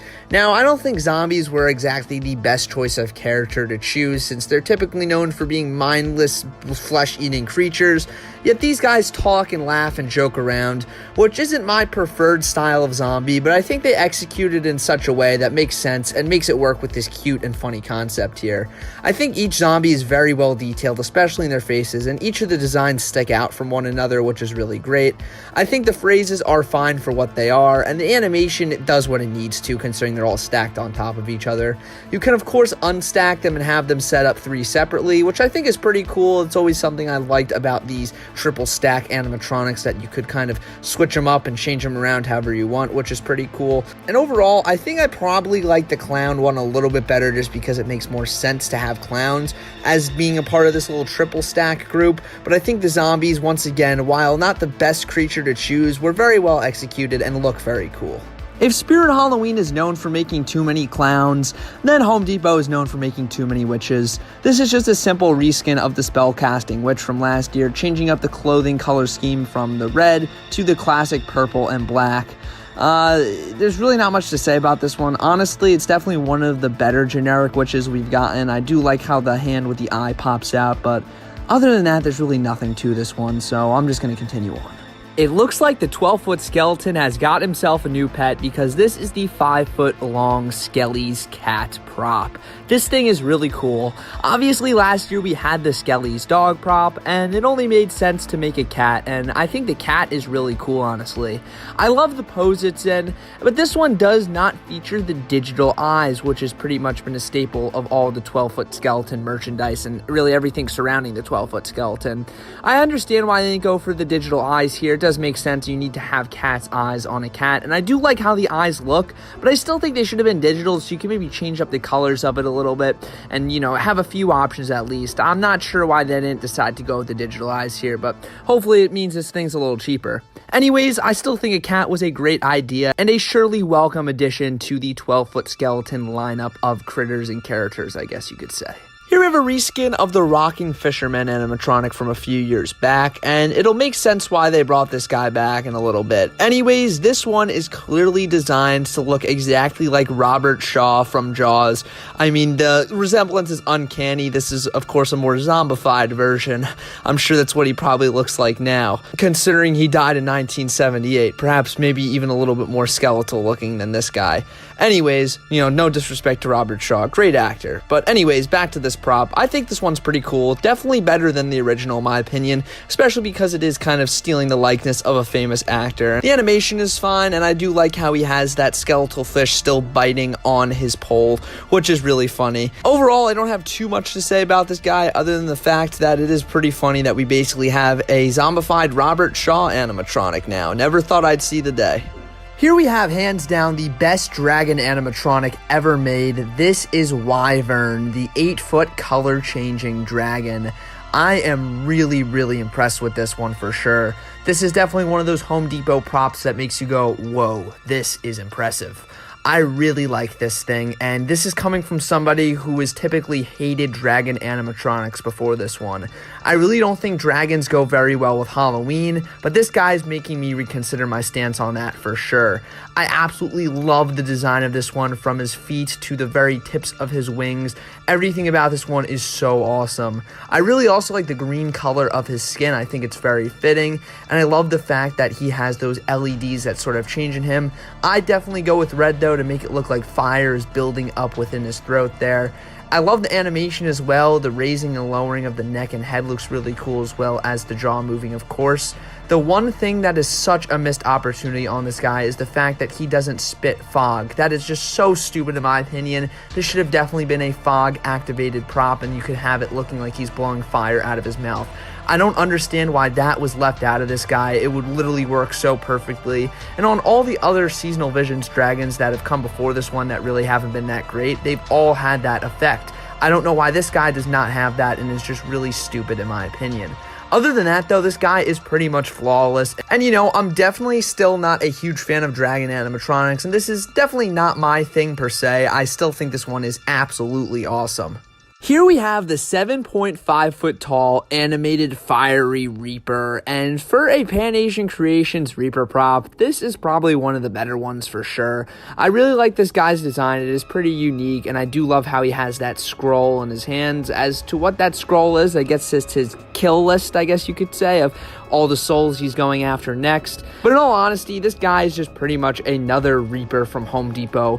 Seriously, we've gotten a Reaper from Home Depot every single year. Last year we had the best one for sure with the 12-foot Reaper, but I'm like kind of fed up with the Reapers at this point. We've seen so many Reaper animatronics. Pretty much we see at least 3 of them every single year. So I'm just kind of tired of them. Why did I just talk about how he is pretty cool, especially with the lighting in his head? He doesn't do enough to make him stand out, and honestly, he just kind of feels a little generic. Overall, this is an okay Reaper prop. Definitely nothing too special though. Here we have another giant pirate ship. I believe the first time they did one of these was in 2019 or 2020. This is basically the same thing, just with a different color scheme, I think, and the pirate skeleton inside is a little bit different. I think this is a great yard piece if you're going for a pirate theme for sure. It's basically the closest thing you could get to having an entire pirate ship in your front lawn, and I think it's pretty well executed here. It does look like it's sort of sinking, but I think it looks really great nonetheless. I really love the pirate skeleton, and the subtle wheel turning is always nice. I also really love the flag on the back of it too. I think that's a really nice touch. And the sculpt of the pirate ship itself looks very detailed and great, which is always nice. Here we have the Guardian of the Gourds. Now, this is a pretty classic themed pumpkin head animatronic, and while there is a lot to love about this one, which I'll start with, it's not perfect. But anyways, I really love this dude's clothing, and especially the top hat. That is something I really like. I also very much like his pose, how he has both hands rested on the staff sitting in front of him. That's really cool as well. The animation, while simple, is definitely enough for this guy. And overall, I love the character here quite a lot. What I don't like is the face. It looks like a hamburger, and I don't think you could argue with me on that one. It does not really look like a pumpkin, and the teeth definitely don't help at all. I think it should have just been, you know, pumpkin carved teeth rather than these monster-looking fangs. I'm not a big fan of that decision there. Also, the eyebrows look really weird, and the fact he has no nose doesn't help either. Overall, every time I look at this one, I can't see anything else besides a hamburger. It does not look like a pumpkin to me at all. Though the straw hair does help a little bit, I guess. Still, I just see a hamburger when I look at this thing, unfortunately. Everything else, though, is pretty neat, especially the whole idea of this character here sort of being this, you know, pumpkin king sort of guy. Well, not Jack Skellington, but a pumpkin sort of leader, I guess. I don't know. Just a simple Halloween character. I do like that idea a lot, but the execution was a little bit weak. Well, I never thought we'd see the day, but here we have a 3-foot animatronic with a jump scare animation. That is just kind of crazy to me. This is the 3-foot Witch with Cauldron, and it's probably one of the best 3-foot animatronics we've ever gotten, because it isn't just a shrunken down version of a typical Halloween character. Well, I mean, it is, but it does something really creative and unique here, which I have to appreciate a lot. Even though I've been quite harsh on the witches throughout this video, this one is for sure one of the better ones, even though it is a little 3-foot thing, and it of course, not meant to be really scary at all. It still has a little jump scare animation that works really well and looks really cool. I love how that little frog pops out of the pot there, and there's even some great lighting on it too. What more could you ask for out of this animatronic? It's seriously really cool how much effort they put into a little 3-foot animatronic. I feel like these are kind of just throwaway props at the end of the day, but this one is definitely one I think people will remember. Here we have the 15-foot giant-sized galley crow, and I have to say this one is super unique and a very bold sort of idea here. I definitely did not expect to get a 15-foot crow this year from Home Depot, but they've delivered. A crow is a very interesting character to choose, and I think the character design here is really cool and unique. This obviously uses the same body as the new 15-foot scarecrow this year, but it puts a crow head on top of it and changes up the coloring, of course, as well. I really like this one. I honestly might like it more than the 15-foot scarecrow, just simply because of how unique it is. I also absolutely love the red lighting on this one. That is just such a cool look in my opinion.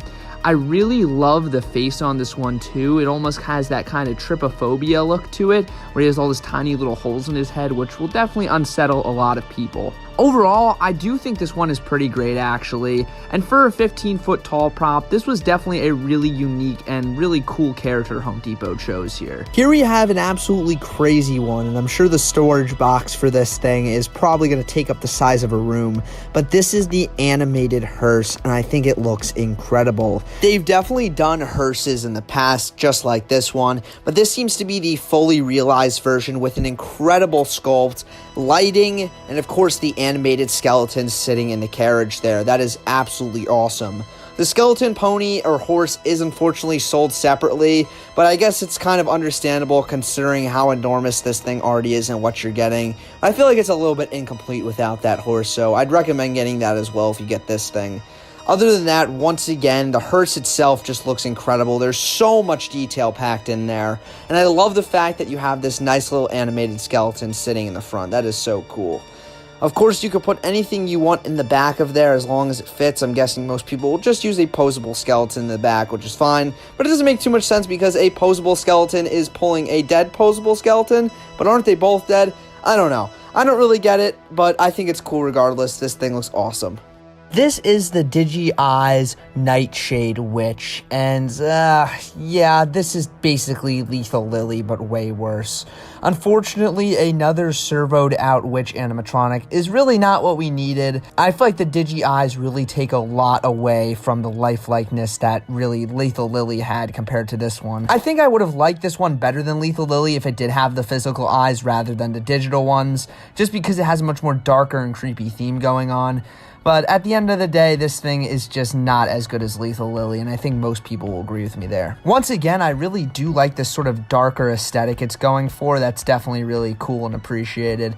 But just, I don't know, it just does not look that great, unfortunately. I really think if you're going for a super lifelike prop like this, it should not have digital eyes, because that definitely takes away from the realism a little bit, but at the end of the day, this one definitely isn't terrible. It's just kind of a downgrade of Lethal Lily, thereby making it kind of pointless. Again, Home Depot needs to kind of chill it with the witches because we get way too many witches from them every year.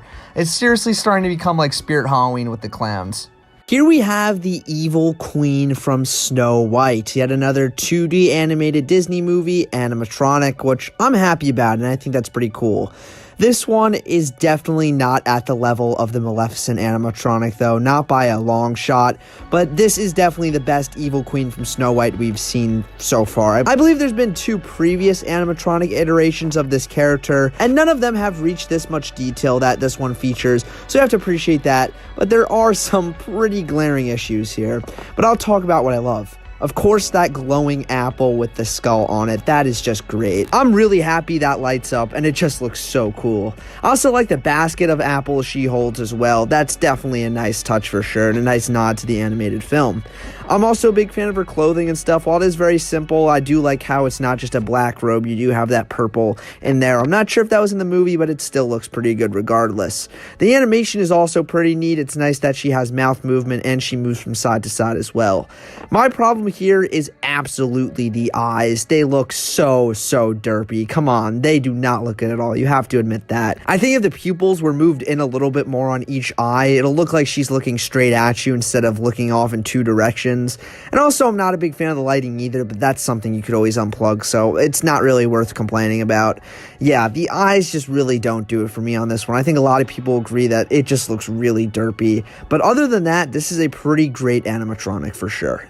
This is the 6-foot Scowling Sapling, obviously kind of based off the giant 10-foot trees they had last year. This is a nice little shrunken down version for people who don't want to shell out all that cash and maybe get something a little bit smaller. I think the design is great. I really love the face, and of course the lighting is always phenomenal on all of these. The sculpt looks very good as well, though it's missing those little built-in jack-o'-lantern faces that the tree from last year had. But regardless, I still think this is a good one. It's a nice little mini addition to your haunted forest if you like. There really isn't too much to say other than I think, once again, the design is pretty great. Seriously, what is there to say about this one? It is just another pair of cauldron witches. It is just so unnecessary that this thing even exists. Like I've mentioned so many times throughout this video now, I don't understand why we need a million witches from Home Depot every single year. They're seriously becoming like Spirit Halloween with the clowns, except they do witches, which are arguably worse because I feel like there's less creative things you could do with witches than you could do with clowns. But anyways, these two are just super generic. It's not like they're bad. I mean, they're fine for what they are, but we've seen this concept done about 1,000,000 times now, and this thing does nothing to change it up whatsoever. I guess the faces on the two witches look very realistic and nice, which I am a fan of, and the mold on the sculpt on the cauldron is really cool as well. The animation is fine enough, and I do like the lighting from within the cauldron, but other than that, there's just nothing here that I could say that's anything different from the cauldron witches we've seen previously. It's seriously a very boring concept, a super overdone concept, and at this point, I'd be fine if Home Depot never made another witch animatronic again. Here we have probably the scariest archway decoration ever made. This is the 7-foot Twisted Souls archway, and oh my god, this thing is gnarly and scary looking for sure. You have all these twisted souls, of course, sort of wrapping and bending around in the form of an archway, which just looks so awesome. I love the lighting as well, and the fact you could control it and change the speed of the flickering or blinking is really cool. The faces on this one look absolutely insane. You could just really see the pain in the people's faces here, which is just really creepy and very unsettling. And I really have to say, I do love this one a lot. It definitely doesn't beat out the jack-o'-lantern one for me for obvious reasons, but I still think this one is awesome regardless. Here we have the new iteration of the Chucky animatronic, specifically the scarred version of Chucky from, I believe, The Bride of Chucky and onward. Like I said before, I've never seen any of those movies, but I do love this look of Chucky, as he does definitely look a little bit more scary and intimidating for sure. I really love the cut-up look of his face. It looks great.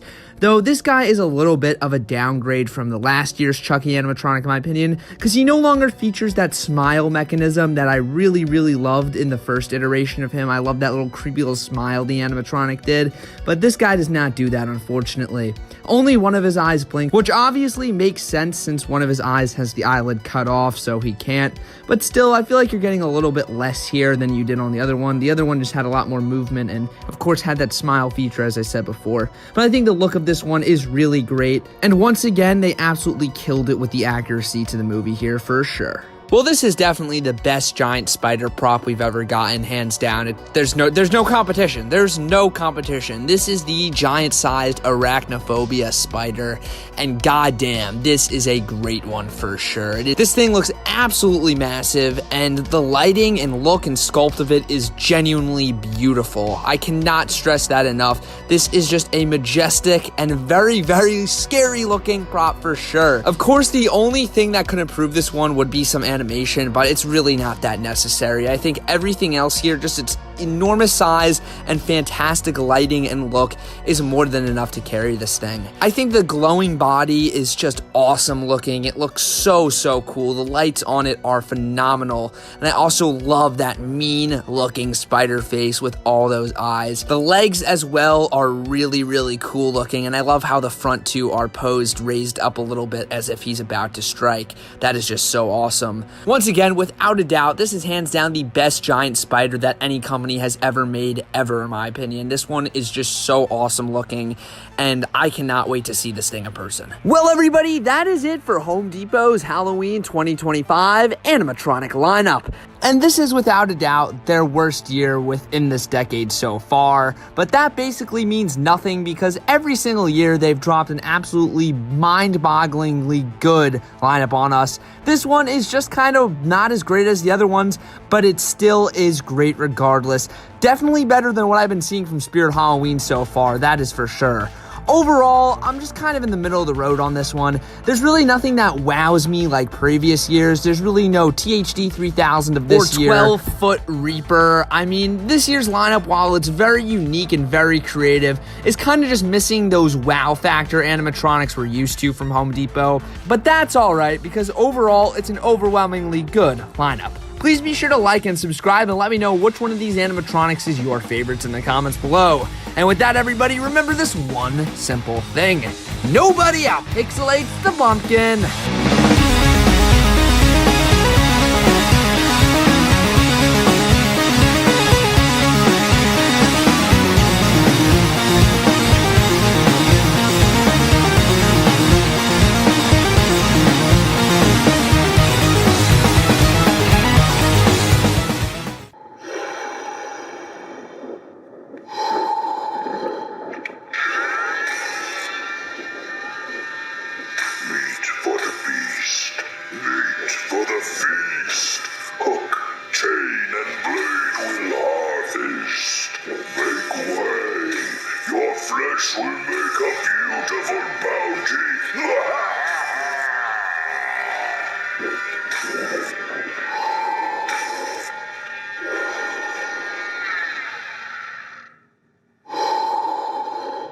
Starting off, we have Ripsaw, made by Techie Toys and retailing for $250.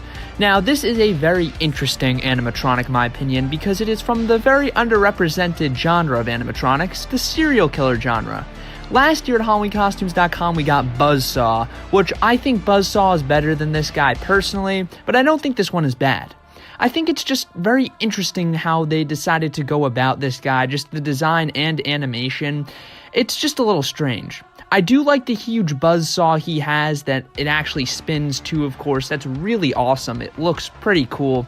It's a little bit too big in my opinion though. It kind of looks like a giant pizza cutter, honestly, which is funny in my opinion. And I think he could have used a lot more blood just all over this guy. Definitely a little bit more blood would have helped. Also, the side-to-side animation is very slow. I really would have liked if he lifted up the buzzsaw up and down. I think that would have been really cool.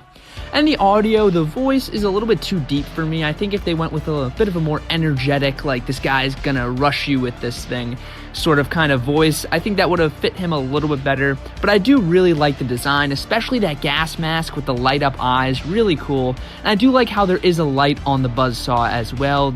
You have those little LEDs there casting some light onto it, which of course, when you have this guy set up on Halloween night, that's gonna be important that people see his giant weapon.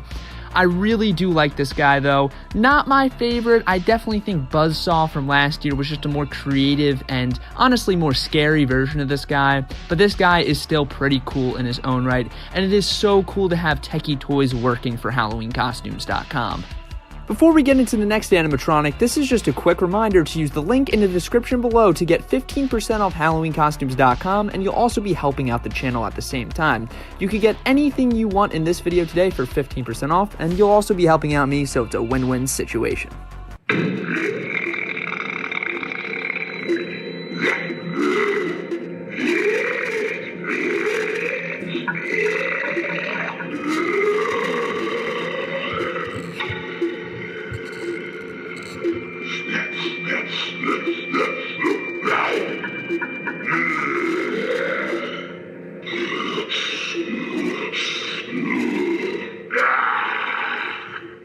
Our next animatronic is a brand new zombie being Hops the Dismembered Zombie. I really love that name. This guy retails for $300 and is made by Seasonal Visions. I think this is a really, really unique and really cool zombie animatronic in my opinion.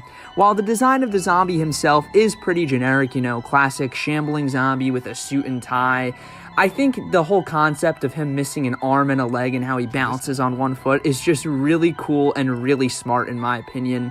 And honestly, I do like the design quite a bit. Again, I think more blood would have really served this guy well, but other than that, this is just such a cool zombie animatronic, especially the animation here. I love how his torso sort of rocks, like it looks like he's trying to balance himself on his one leg. And the spinning of the arm there with the bloody flaps, I guess, or the skin, the frayed skin, I guess you could say, spinning about, looks really cool. I do love the stump that he has on his leg and hand. That is just such a cool feature. And overall, this is just a really, really great zombie animatronic. The audio I've definitely heard on a few zombie animatronics before, but it sounds great, just perfectly fine zombie audio. Definitely one of the better zombie animatronics we've seen within the past few years in terms of all companies, to be honest. Just a really, really cool and pretty unique zombie animatronic. First thing we gotta do is get me out of this body once and for all. You let me out of here right now! You got your wish. You're mine now, doll. We're dolls, you dope! Now sit back and learn from the master. Here we have, of course, a brand new Chucky Halloween animatronic standing at 4.5 feet tall, so this one is actually quite large, made by Jemmy, and retailing for $212.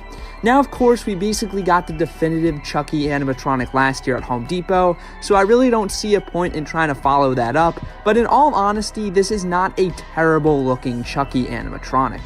I don't think it's the best, of course. The animation is pretty weak on this one, and the design is not flawless, to say the least, but it is better looking than most of the Chuckies we've gotten in the past, at least in animatronic form, but there really is no beating that Home Depot one. I definitely think for Jemmy, this is a pretty good license prop. They typically are not known for being the most accurate when it comes to their license props, at least the recent licensed animatronics from them, but if we go back, of course, they were the kings, but now they've kind of fallen off, but this one truly is not terrible in my opinion. The animation could be a lot better, but remember, it could look a lot worse.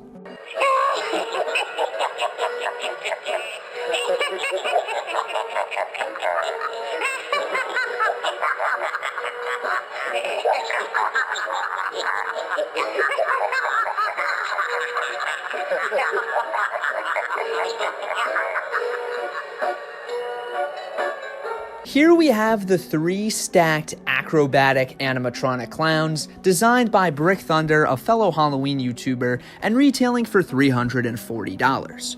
Now, I know people are immediately going to suspect that I hate this one, and I wouldn't blame you as I've been very, very critical about clowns in the past, but to be honest, this one isn't terrible, and I actually kind of like it. For one, it does classify as a gigaprop because it is over 12 feet, standing at 13 feet tall, and typically for gigaprops, we only ever see one giant character, like one giant clown or one giant skeleton, but here we get 3 separate clowns, all standing up and in their own little poses stacked on top of each other to make a 13-foot tall prop, which I actually think works quite well here. I also really like how they don't have any goofy phrases, they just sort of laugh amongst themselves, which is definitely a positive in my opinion, and the designs of them aren't terrible. So I don't love this one, but I think for a gigaprop, it is pretty unique. Well, I guess we did have the clown stack at Home Depot last year, but I don't think that thing was nearly as tall as this one. So for being a 13-foot tall prop, I think this works quite well actually. I will be faithful to you, and you alone. Let us join forever. Even after death!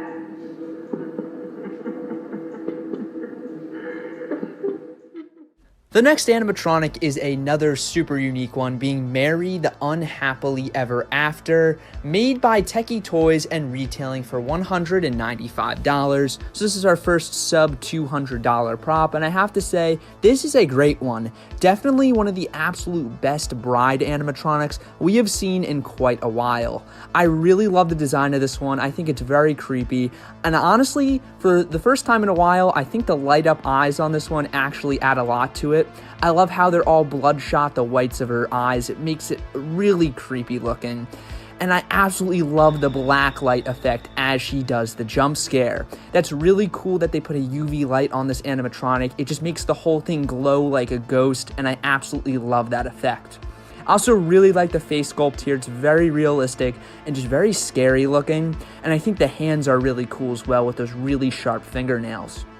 The animation is also great on this one, a pretty solid little jump scare, and just I think this is all around a really unique and really good animatronic.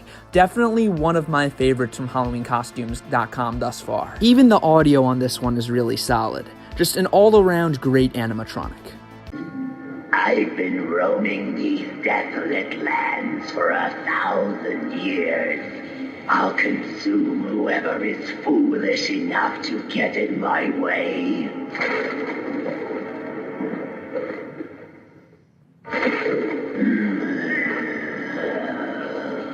I smell a fresh body to add to the others. Ah, yes. Look at you. Now go and meet your doom.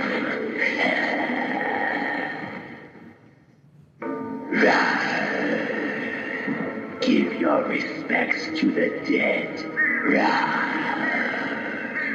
They are at rest now.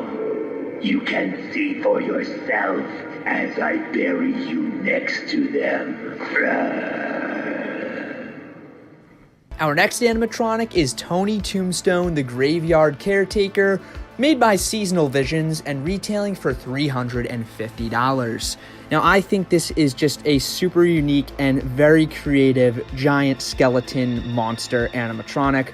I think they did a spectacular job here. I absolutely love the tombstones on his back. It's like he rose right out of the earth in a graveyard, obviously, and they're just sticking out of his back now, which just looks so cool. It's very creative, sort of that classic spooky Halloween vibe going on, and it's just so unique as well. I absolutely love the face on this one, the whole earthy vibe sort of going on with the green creepy cloth all over him and sort of the dirt covered body. It just looks so cool. I really like the audio as well.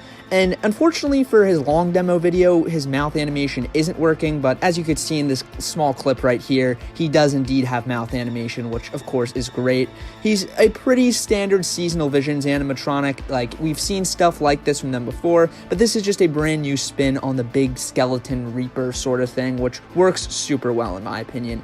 Overall, this is definitely one of the best Halloween costumes has this year, and just so creative, and I just love those tombstones on his back.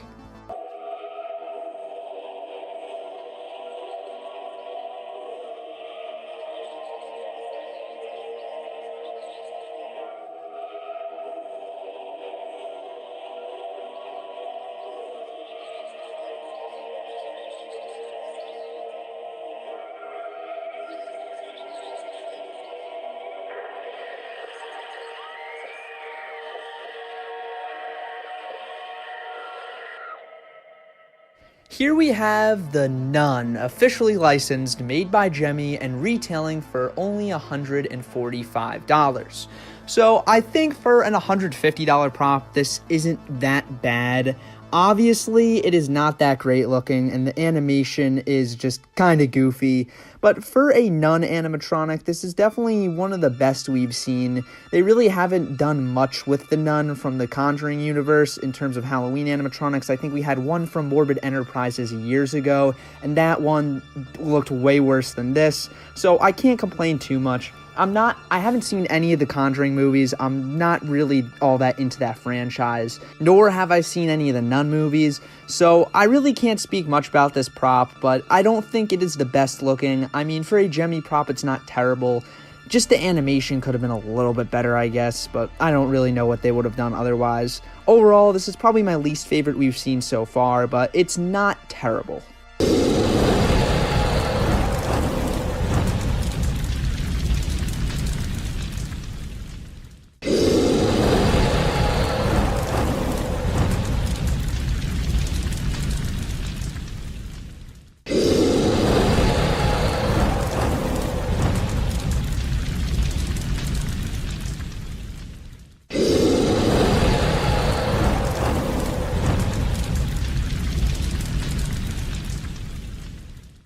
Next up is something very original, being the Dire Dragon's Head Actor-Matronic. This one is yet again designed by Brick Thunder and retails for $300. Now, this is, of course, is not an animatronic as you control it, and I have to say, this is a really good looking sculpt for the dragon's head, and I like how fog can come out of it as well.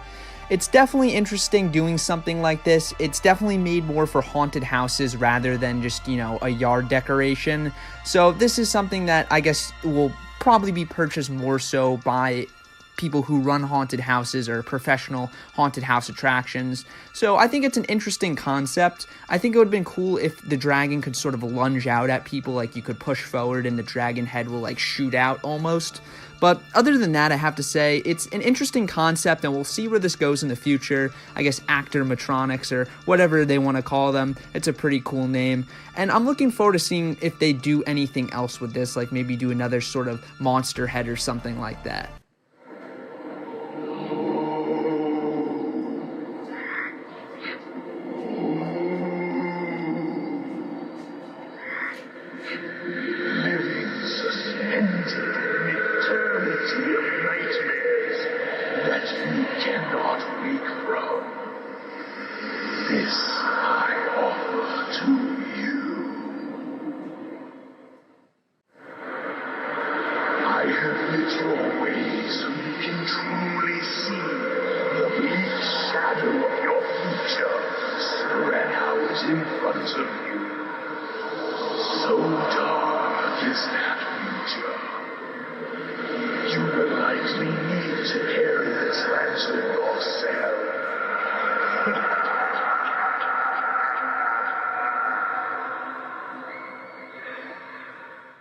Here we have Frederick the Floating Phantom, retailing for $250 and made by Seasonal Visions.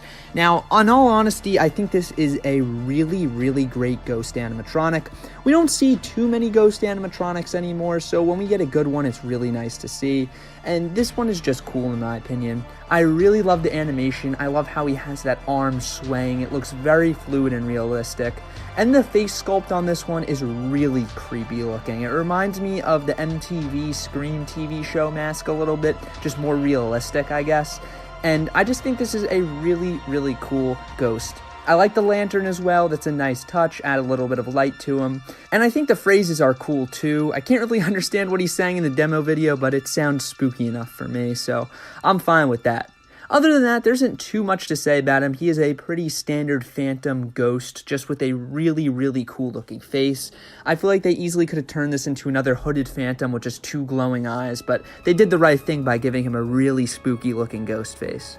Overall, I think this one is great, and it's just a cool ghost animatronic. It's nice to see. Over here. Don't leave me this way.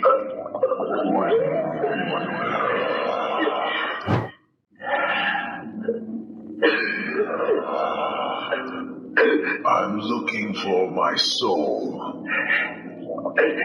Where am I? I feel so lost. Here is the 12-foot lighted zombie animatronic made by Gemmy and retailing for $340.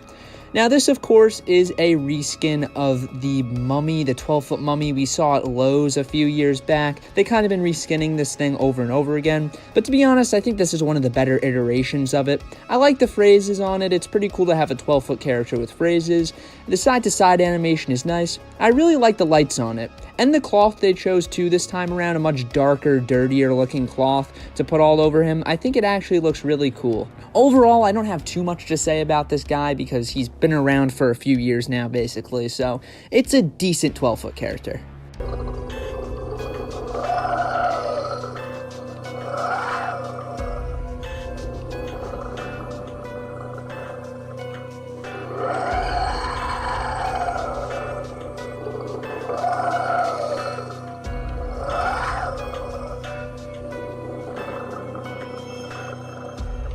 Here we have Salivation, designed by Brick Thunder and retailing for $212. Now, I think out of all the Brick Thunder animatronics, I guess you could say this is probably the worst one this year. It's basically a freaky animatronic with a tongue that is way too big.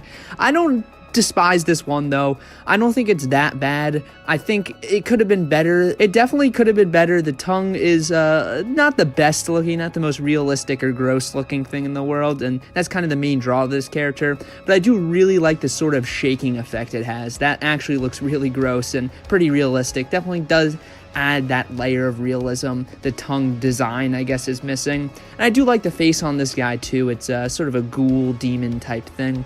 So this one isn't that bad. I just prefer the other ones, honestly. The dragon and even the clown stack too were just a little better than this guy. But this one is pretty huge at 8 feet tall, so this one is tall as well. So overall, I don't have too much to say about this one other than that it's just okay.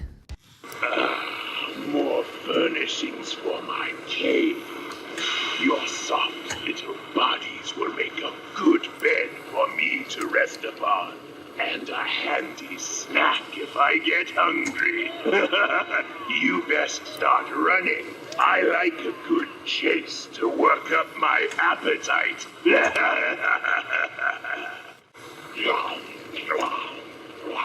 I'm coming up from my hellish pit, and when I get free, I'm coming for you first.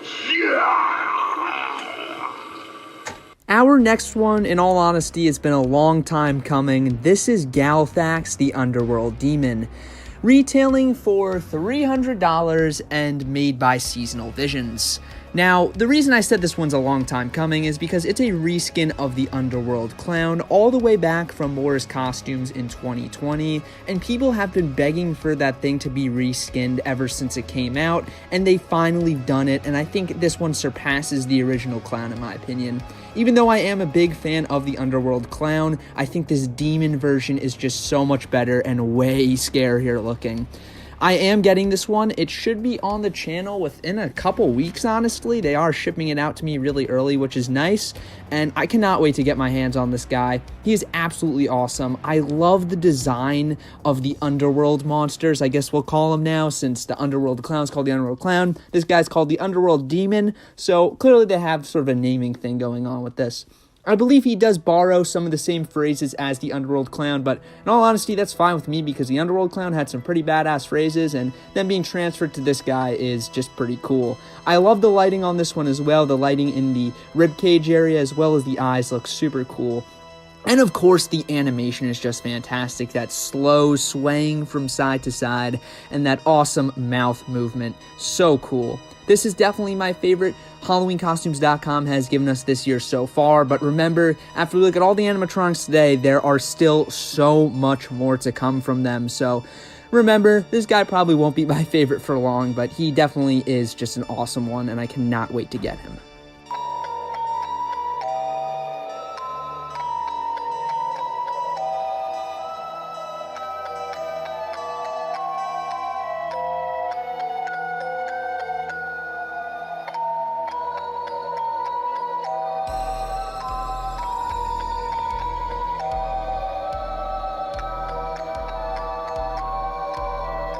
Well, one of them had to be the worst. This is the Annabelle doll, of course, made by Jemmy and retailing for $130. Now, this does not really look like Annabelle all that much. The face is very, very derpy looking. And like I've said, I really don't engage much in the Conjuring universe, so I really don't know what Annabelle's whole deal is other than that she's a haunted doll, of course. And yeah, this is just not a great looking version of her. I think Trick or Treat Studios' doll of Annabelle is the best you'll get, but I guess for an animatronic version, I believe this is probably the only one we have. I guess it's fine. I don't think Annabelle moves at all in the movies, though. I could be wrong about that, but the head motion is nice, I guess. Overall, I mean, it looks close enough to Annabelle in the movies, but the eyes are just so derpy and goofy looking on this, so that definitely knocks a few points off for me, but overall, not bad. Here we have an inflatable being the 33-foot tall Stay-Puft Marshmallow Man. That's right, they're coming out with a 33-foot tall one, retailing for $600. But they're also coming out with a 50-foot tall one that is literally double the size of my house, and I'm pretty sure that's only 10 feet away from how tall he is in the actual movie, so that's just absolutely ludicrous. But it's not on the website yet, so I can't tell you how much that one retails for, but I'm guessing probably around $800, I would imagine. I mean, 50 feet tall is just absolutely ludicrous. Same with 33 feet, that is huge. I don't know how many people are going to be getting these, but I would love to see these in person, but I think I'm just going to stick with the 25-foot tall one I have right now. And finally, we have 3 returning props from Big Lots last year, now being brought over to HalloweenCostumes.com because Big Lots, well, went kaput. But we have 3 amazing techie animatronics right here, 2 of which there are already reviews of on the channel, so I'm not going to dwell on these guys for too long. But we have the Lumbering Zombie, the Raven Scarecrow, and the best werewolf Halloween animatronic ever, the Howling Werewolf. These are 3 absolutely amazing animatronics in my opinion. You basically have the best scarecrow and best werewolf animatronic of all time available at HalloweenCostumes.com right now. So these are 3 I definitely recommend, since I do own all 3 of them.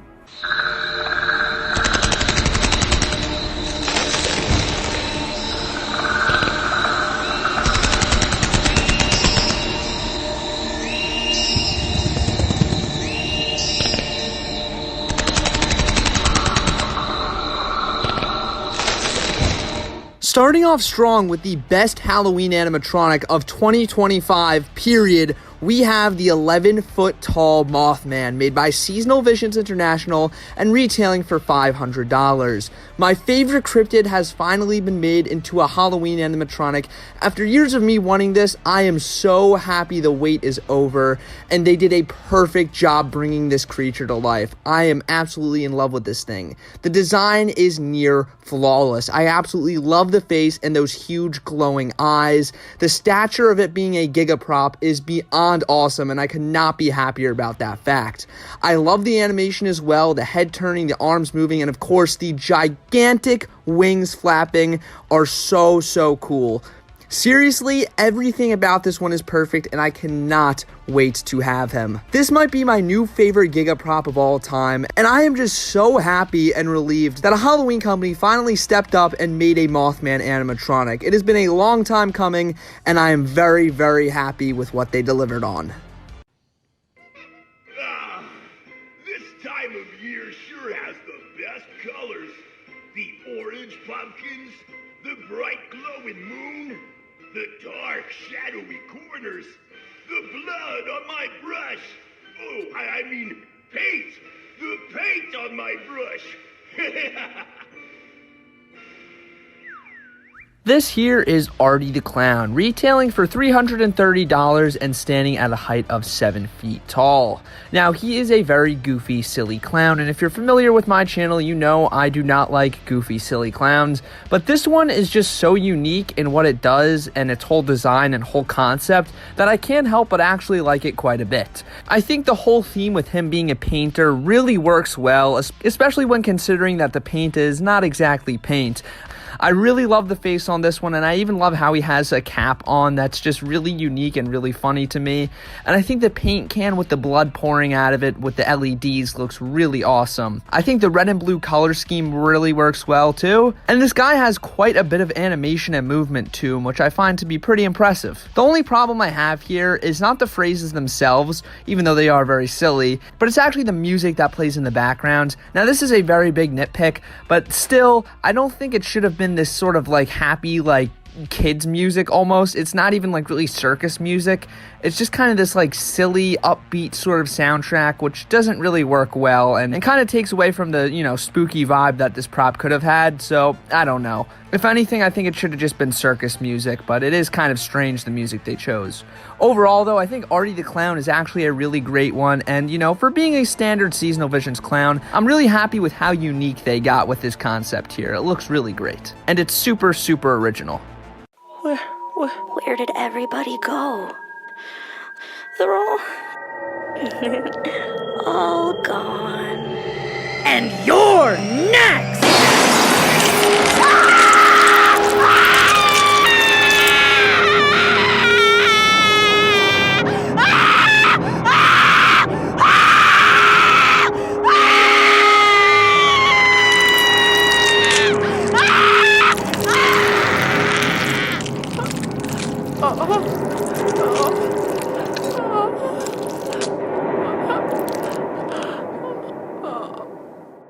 That's right, HalloweenCostumes.com did it. Broken Spine Girl is back. Well, she's named Exorcist Emily now, and retails for a price of $250, and of course is made by the all-great Techie Design, or Techie Toys.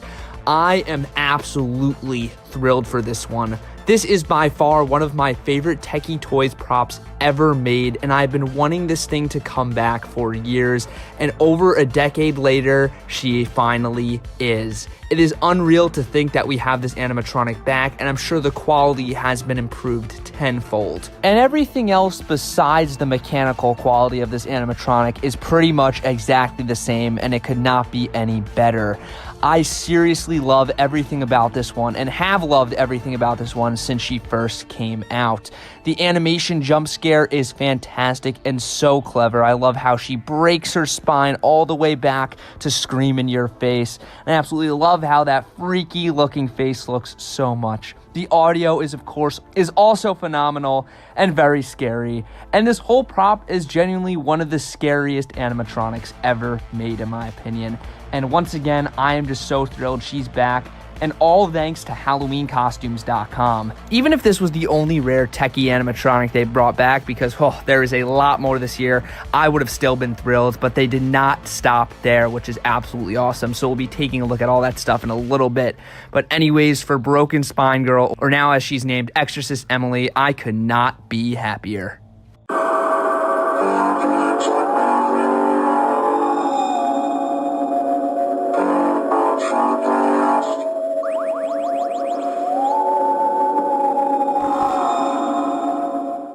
Here we have the Area 51 Roswell Alien animatronic made by Seasonal Visions International and retailing for $230.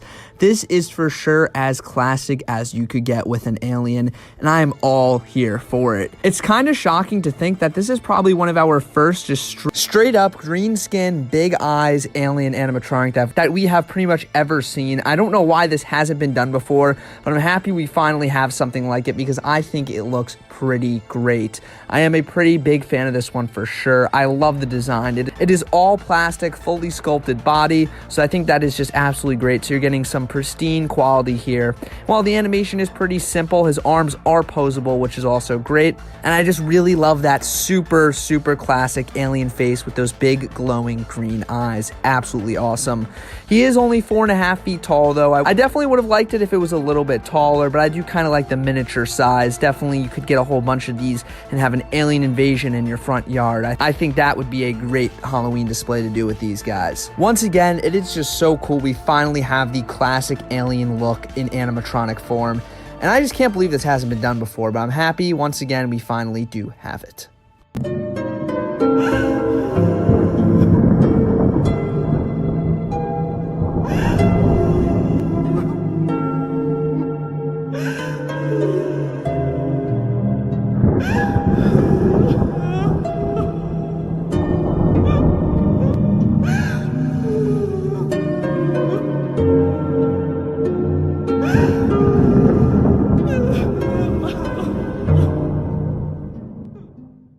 Now here we have an ultra unique one. This is Celeste the Restless harp-playing ghost that stands around 5.5 feet tall and retails for $300. This one is a techie design animatronic, and like I said, very unique and very spooky looking. I'm a pretty big fan of this one. While it's definitely not my absolute favorite, I think it's very well executed, and the idea they had here, once again, is just so creative and so unique. I really love the floating effect, and the way the ghost woman looks is really cool too. I like the details on the harp. It's also pretty nicely detailed, like the woman herself, and the lighting on this one is pretty nice as well. The only problem I have is with the audio. The harp playing sounds a little bit too angelic for me. I think if it sounded a little bit more demonic, then that would be pretty cool, but it's just kind of the soothing sort of harp playing sounds, not really creepy or spooky, which I definitely would have liked better. But overall, this is still a really, really cool and very, very unique animatronic. I don't know who came up with this, but you did a great job, and I am very impressed by the creativity here. Caution, you have been advised. We should not be here. It's now too late. You had your chance to identify yourself. Exit now, or you could be in serious jeopardy.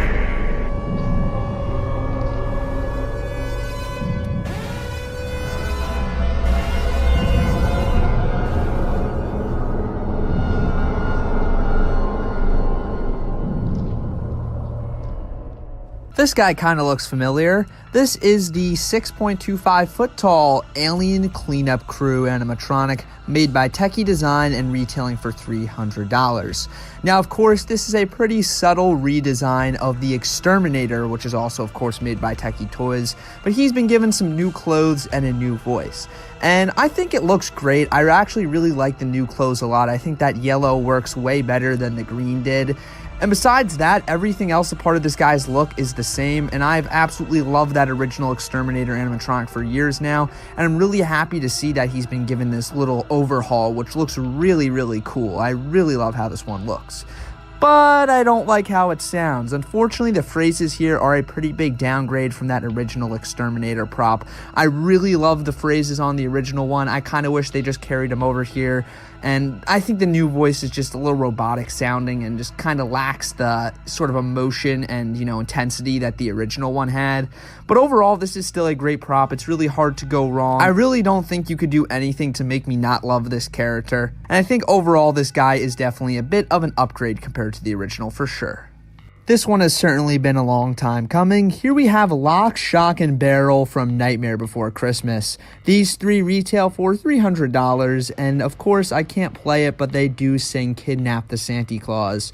I am really happy with this one, and I think they look pretty great, especially considering that they are gemmy. I think they managed to capture the likenesses of these three very well, and I'm pretty excited that we're getting finally Lock, Shock, and Barrel in real life as Halloween animatronics, of course. They were the perfect three characters to choose from Nightmare Before Christmas to make into Halloween animatronics, but I am still waiting patiently for a Mayor animatronic. Any year now we have to get one of him. Like, seriously, it is such a missed opportunity that we don't have him yet. He seems like such a simple one to make in real life. Just give him a spinning head and call it a day. I would be happy with that. But for now, I am very happy with Lock, Shock, and Barrel, and once again, I think they look great, and I know a lot of Nightmare Before Christmas fans are going to go crazy for this one.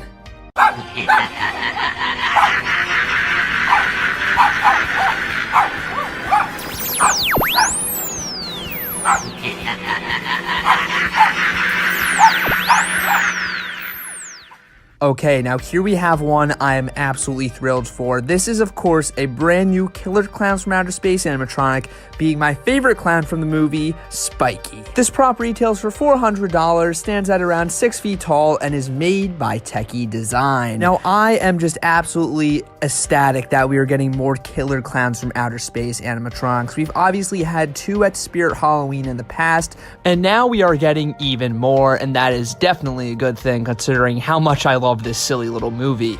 I'm super happy we're getting Spiky. He is pulling that balloon dog on the leash there, which is just such a creative and fun concept taken straight from the movie, and I'm so happy they managed to bring that whole little scene into real life here with this animatronic. I think the design is pretty much flawless. It is basically a one-to-one from the movie. I think Spiky and Rudy, who we're gonna look at next, basically look one-to-one with their movie counterparts, and I think they are by far the best looking killer clowns animatronics we've gotten. I think they blast Spirit Halloweens out of the water. And don't forget, with that steep price of $400, to use my link in the description to get yourself 15% off. I know that discount is definitely going to help out a lot of people, so remember to use that link. One last time, I just want to say how happy I am to see my favorite killer clown from Killer Clowns from Outer Space being made in real life, and stay tuned on the channel for my animatronic showcase video of this guy.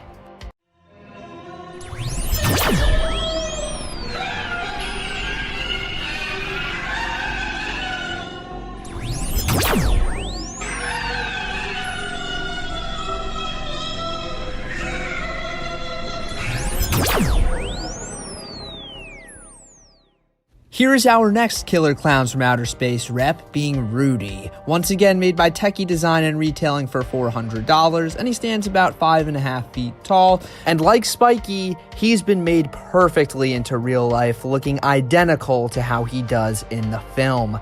I absolutely love how they gave him the popcorn blaster, and it can blast fog out of it. It just works so perfectly and looks so amazing, honestly. I am really, really happy with how this came out. Once again, it is pretty much identical to the film, and that is all you can ask for in a prop like this. It just looks so good.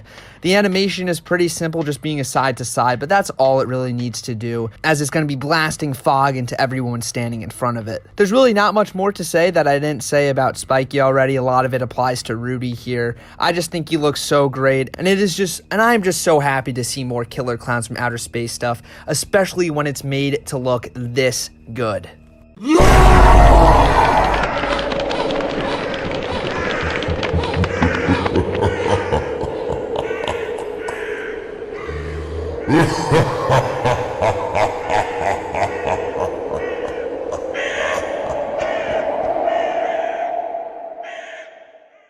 Here we have a new iteration of the Candy Bowl jump scare prop. This is Swiping Skelly, the sitting scarecrow, made by Techie Toys and retailing for $150. Now, I like this thing a lot. While it is just kind of another scarecrow holding a candy bowl with a little jump scare, I think it looks good for sure. And I do think the swiping motion is really cool and really unique, and it's really never been done on a prop quite like this before, so I definitely like it quite a bit. Now, I don't know how well it's going to work when people are actually reaching into the candy bowl to grab something and he swipes your hand away. I'm not sure when you're actually going to get the opportunity to reach in and grab candy, but I still think it is a cool concept that works well, and I think it's pretty neat how basically he's saying, "Don't touch my candy," with him whacking your hand away, which is definitely going to be sure to startle and scare some people. Overall, I think it is a pretty decent jump scare prop with a pretty cool scarecrow design.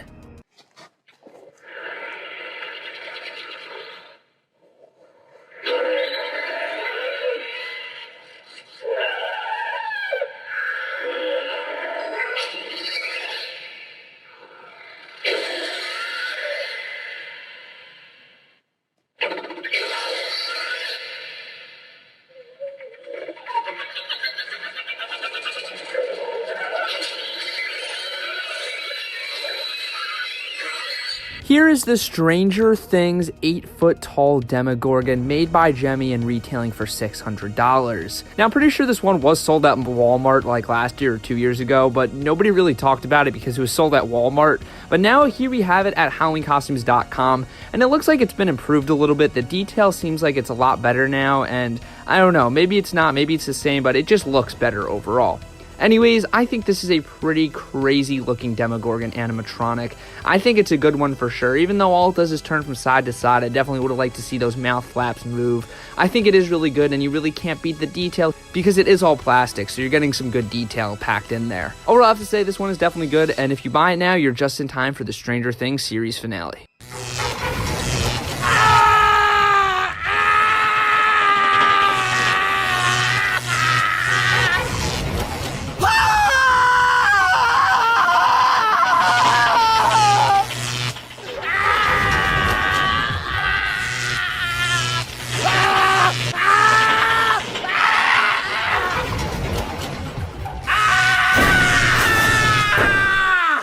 Here we have Torture Box Man, made by Techie Design and retailing for $250.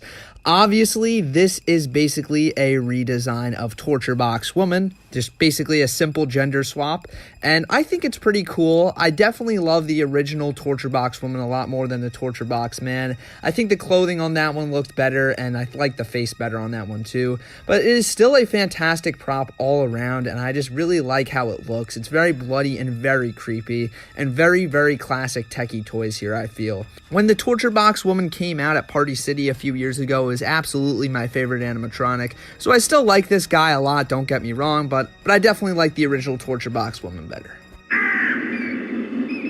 Do you not see where you walk?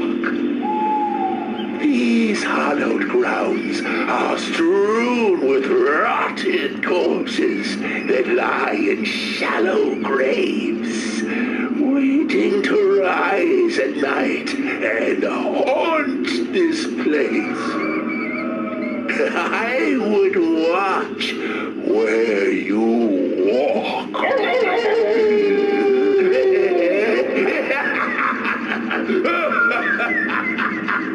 Here we have yet another absolutely classic animatronic returning. This is the Techie Toys Gravedigger, standing at a height of 6 feet tall and retailing for $230. You cannot go wrong with this classic Gravedigger animatronic right here.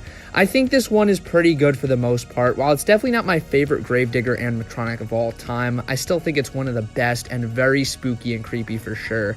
I really love the points he does. His phrases are very, very great as well. And he's just classic. You really can't go wrong with this one. I'm not very nostalgia blind by these. I know there probably are people who are going to say that, oh, you're just nostalgia blind. I think this is a genuinely great animatronic, and I'm really happy that HalloweenCostumes.com has brought him back. He's definitely a great one.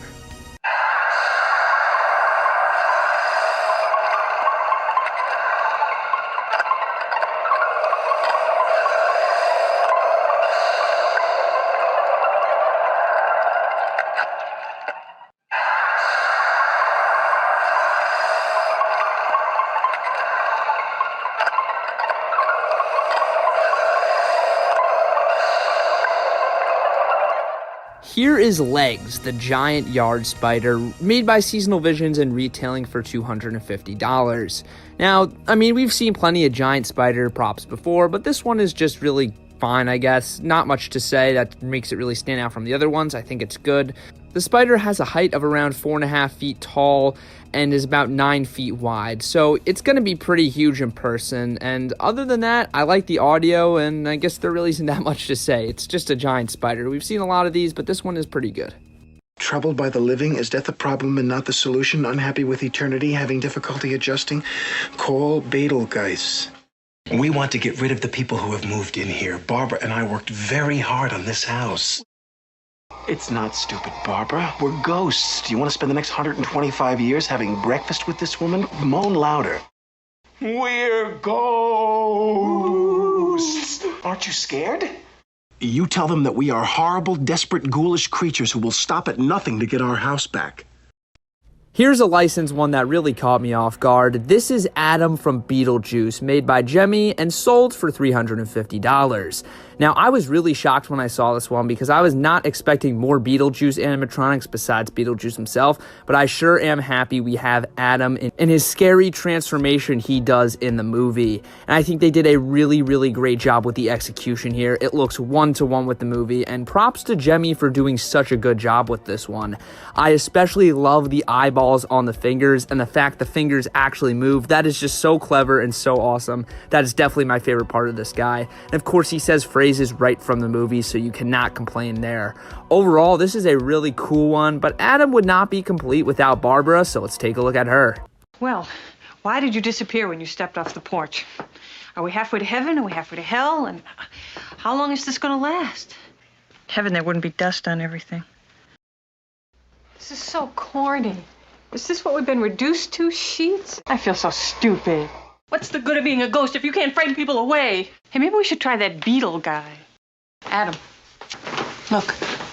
It's him, Beetlejuice. Oh, Adam, I can't go through with it. I like that little girl.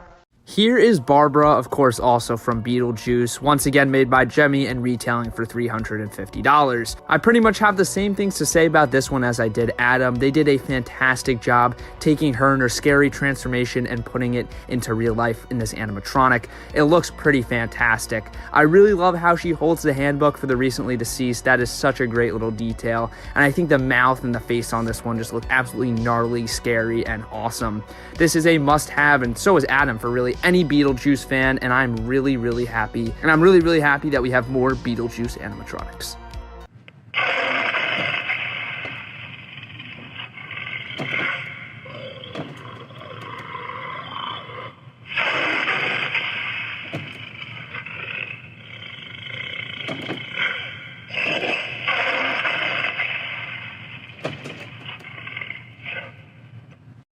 Here we have the officially licensed Ghostbusters Terror Dog, and this one is the spitting image from the movie.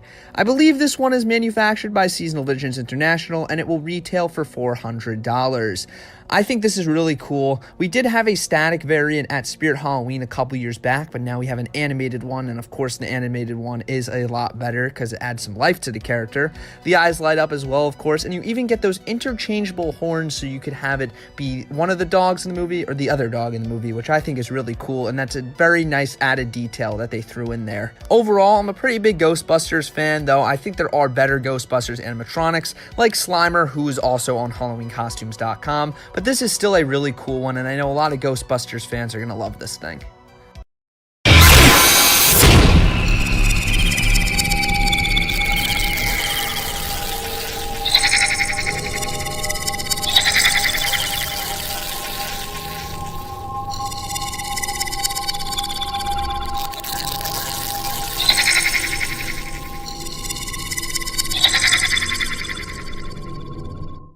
Here is yet another classic techie prop back from the grave. This is the jump scare skull and tombstone retailing for $180. Now I forget this guy's original name, but I guess that doesn't matter. This is a very simple one, but a very cool one, and one you can't go wrong with. It is a great jump scare. I like how the little ghoul behind the tombstone is pretty much perfectly hidden from view. He's gonna jump out at you, and he's sure to startle a lot of people. I like this one. It's definitely my least favorite of all the really old returning techie props, just because, you know, I mean, come on, this one's so simple, but it's still good. Trick or treat, smell my face. Uh-oh.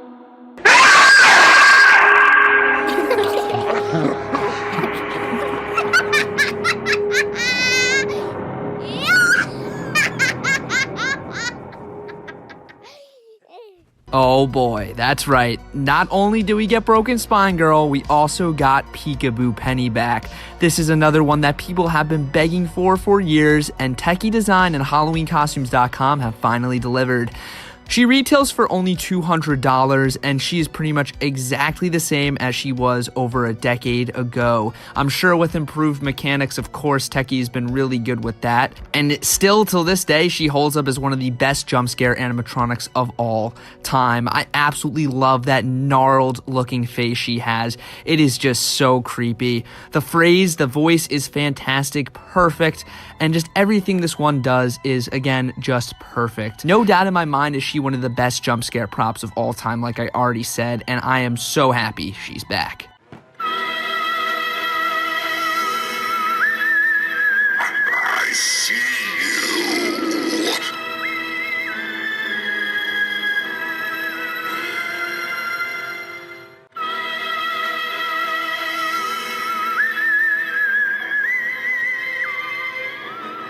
I see everything. Well, one of them had to be the worst. This is Ivor, the all-seeing eyeball monster, retailing for $230 and made by Party Gears, I'm pretty sure. Now, this is a fantastic concept, and I think it could have been really great, but the execution is just really, really weak. Unfortunately, you could see the mechanism basically through the clothing, kind of, and that's a big no-no. But I think overall, the design is fine enough. I think the arms look a little goofy on it. I think they could have been made a little bit better, and I don't know, this eye stem, I guess he's kind of standing on, is pretty well detailed. That's a part I like. And the eye itself is cool too. But other than that, I think, again, great concept. I would have loved to see this made by maybe Seasonal Visions, but I don't know if Party Gears was the best choice of company to choose for a concept like this. But I don't know. It's not fantastic.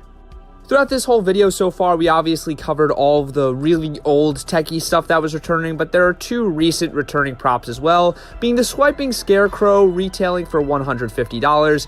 I'm a little upset they went with the green variant here and not with the classic, more burlap colored variant, so that's a little disappointing in my opinion. And we also have the 12-foot Scarecrow retailing for $500. Now I'm going to quickly go through all of the SVI/Morphs costumes returning props we have here. We have the Clown Merry-Go-Round, Cagey the Clown is returning.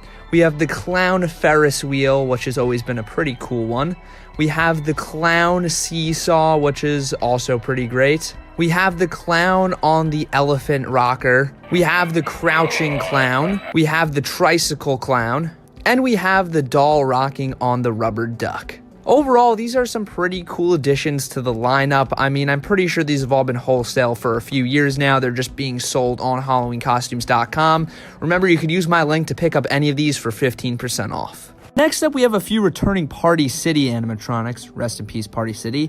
Anyways, here we have the Livid Lava Demon, now renamed to Magmore the Lava Demon, which I think is a much cooler name, and he is retailing for $350. And we have the 12-foot Wendigo selling for the same price of $500. And be tuned to see this guy on the channel real soon. I was lucky enough to have this guy sent out to me, so thank you very much, HalloweenCostumes.com. These are both made by Seasonal Visions. Probably should have mentioned that in the beginning, but it is very cool to have these two back because, to be honest with you, I think these were two of the best Party City props. And our final recent returning props, we have a few gemmy items here. We got Jason Voorhees for $350, Leatherface for $350, and Beetlejuice for $250. And he comes included with a new suit now, which is pretty cool. And there's also the 12-foot mummy for $500. Ladies and gentlemen, boys and girls, here's the scoop. You best prepare for a meltdown of monstrous proportions.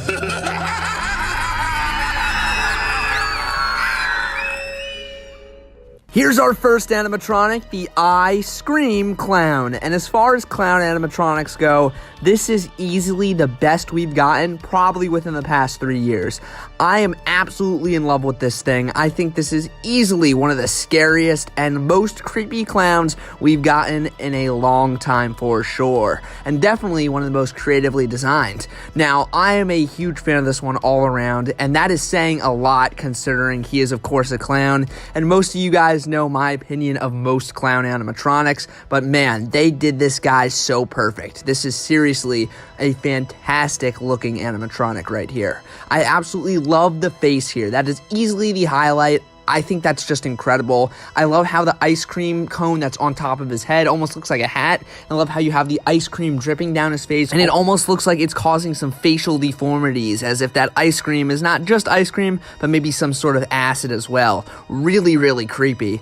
I also love the mouth here, and how he has those sort of strings in his mouth that really makes this cool effect, and it works especially well, and it almost looks like it is ice cream dripping within his mouth. And of course, he also has that light up eye along with the light in the mouth, which I just think looks so cool. That was such a great addition there for sure. It's a small detail, but I may as well mention it. I really like how the hair looks here too. It makes this ice cream clown look extra creepy. That's all I have to say about the face, but we are just getting started with this guy. The clothing is also super detailed. You obviously have these ice cream stains all over it, which look great, as well as the suspenders, belt, and bow tie. Seriously top-notch detailing on the clothing here. I absolutely love all of those features. And of course, the big thing, the ice cream cone he holds in his hand with the eyeball on top. That is awesome. And I love how they put a servo motor within the eyeball so it can look all around as if it's still living. That is so awesome, so clever, and really ties this whole animatronic together to make it one of the greatest clown animatronics of all time, in my opinion. This is definitely going straight up into my top 5 favorite clown animatronics, maybe even the top 3. I cannot wait to have this guy. Seriously, it's been a long time since I've been excited about a clown animatronic, but this guy really does it for me. I think he's incredible.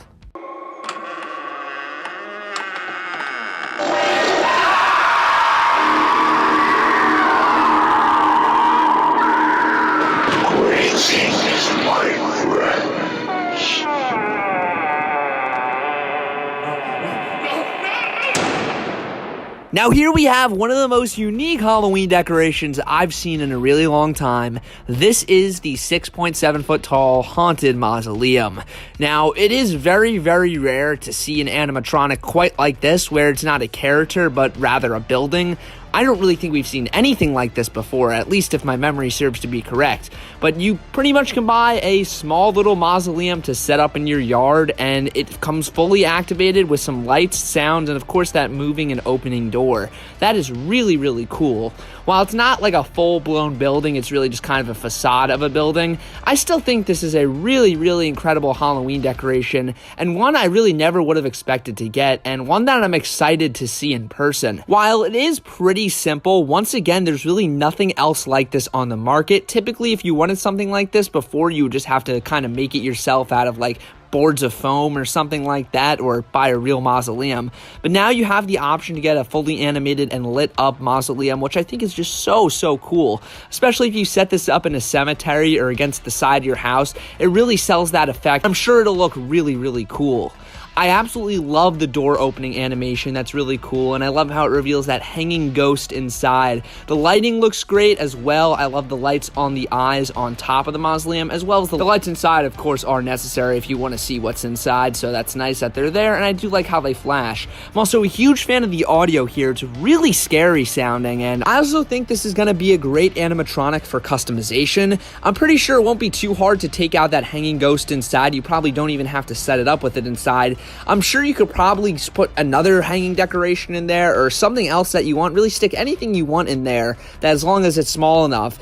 And you can really do some cool things with this one in terms of the customization. I think the ghost inside is pretty cool, but seriously, there are so many options with this one. I'm not sure if you could fit a person inside there, because I think this would make for a great little scare zone. If you have this thing set up in a haunt, if you could fit a person in there. Not exactly sure about that one. Might have to test that out when I get it, but we'll see. But anyways, I still think this one is absolutely awesome. And even if you don't like it, you gotta admit, this thing is really, really unique, and there's pretty much nothing else like it. I've waited so long in the shadows for this moment, but now I'll drag you with me into the darkness.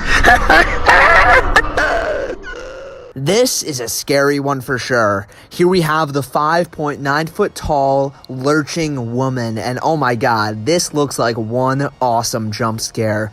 I am a really big fan of this thing from head to toe. I think this is a very, very well executed jump scare animatronic here, and just a very, very creepy and scary looking character in general. Even if this thing didn't do the jump scare, I'd still find this prop very unnerving and very sinister looking. Let's start off with how she looks before we get into anything else. Take a look at that gnarly, scary, grotesque looking demon, ghost. I don't even know what she's supposed to be, but regardless, that is still one messed up looking and very scary face for sure.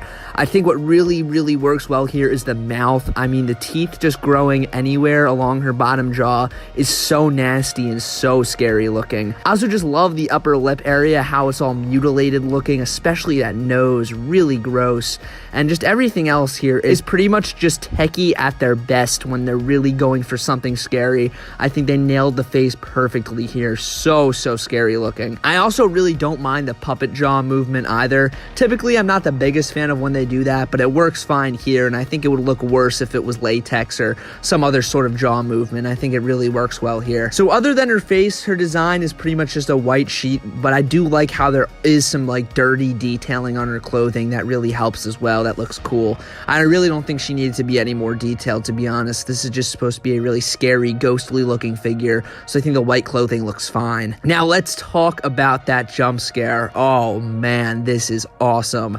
I really love how she starts when she's talking. Her eyes aren't lit up and her mouth isn't lit up, so that's really cool. So she's speaking, but she doesn't have any lights yet, but as soon as she jumps out at you, that's when the lights come on. That's really clever. I don't think they've done anything like that before, but it looks really, really cool. I'm actually a really big fan of that. It's a small detail that's sure to be overlooked, but I really, really appreciate that and like that a lot.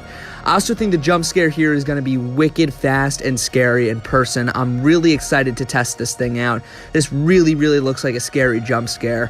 I really hope she has multiple phrases and different activations where she just jumps out before she starts talking. I really appreciate it when the prop just gets straight to the jump scare and then says stuff after it, because in some cases it kind of ruins the fact it's about to do a jump scare on you, so you know something's coming. But with this one, it's pretty unassuming, and I don't think most people will think it's a jump scare prop when they stand in front of it, so hopefully the jump scare will still work. I'm sure it will, just because of how fast it comes at you. Overall, the lurching woman is absolutely incredible. Seriously, one of the scariest props we've gotten in a long time. I really appreciate how scary this one is. Seriously, other companies need to start taking some notes, because we need scary animatronics again, and this is a perfect example of how awesome scary animatronics can be.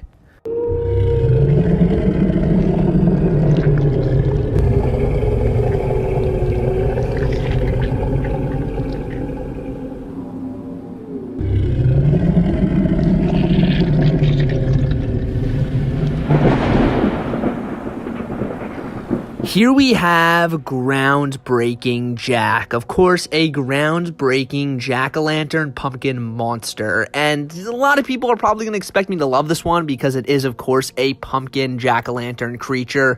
And typically, I love those, but I definitely think this is the weakest of the Haunted Hill Farm lineup and kind of a poorly executed prop.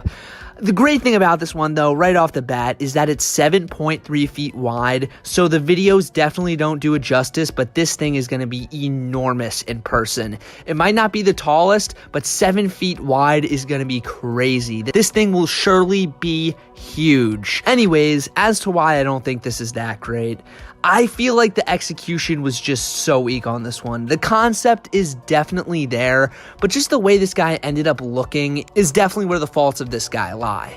I think the face is just really weird and disproportionate, and I'm not a big fan of the teeth, the separate teeth from the pumpkin skin. I typically like it when my jack-o'-lanterns have the teeth carved straight into their heads, not when they have it growing separately. That's definitely not a design choice I really appreciate on jack-o'-lantern and pumpkin props.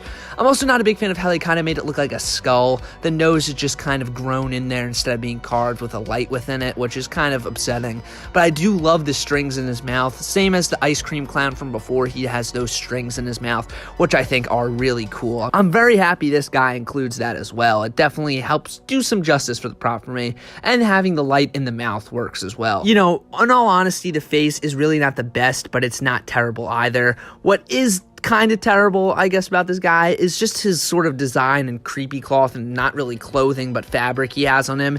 It's literally just a solid green color, and it just looks so fake. It really needed some more detailing. There definitely should have been like a screen print of like vines or something on it just to add that more detail. The solid color just makes it look like he's wearing a robe or something, and it looks really weird. I'm also not a big fan of how his arms are posed. They just kind of look very fake and stiff, and not really like arms, just more like sticks, which I don't know, not a big fan of that either.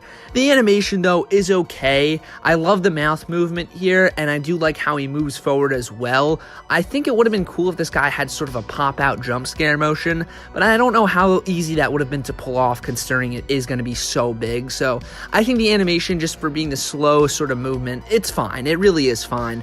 In the end, I really can't say I love this thing, unfortunately. Once again, I do believe it to be the weakest of this lineup, but even then, it's still not a terrible prop. I think in person, my opinion of this guy will definitely go up. That just looks so unassuming in the photos and videos, but once you have him in person and you realize how enormous it is, that's when you're going to be like, wow, okay, this thing is pretty awesome. But for now, I really can't say I love it, and I think my opinion will definitely stay the same with him being the worst of this lineup. Little child, everyone deserves a chance to fly. And everybody deserves a chance to die.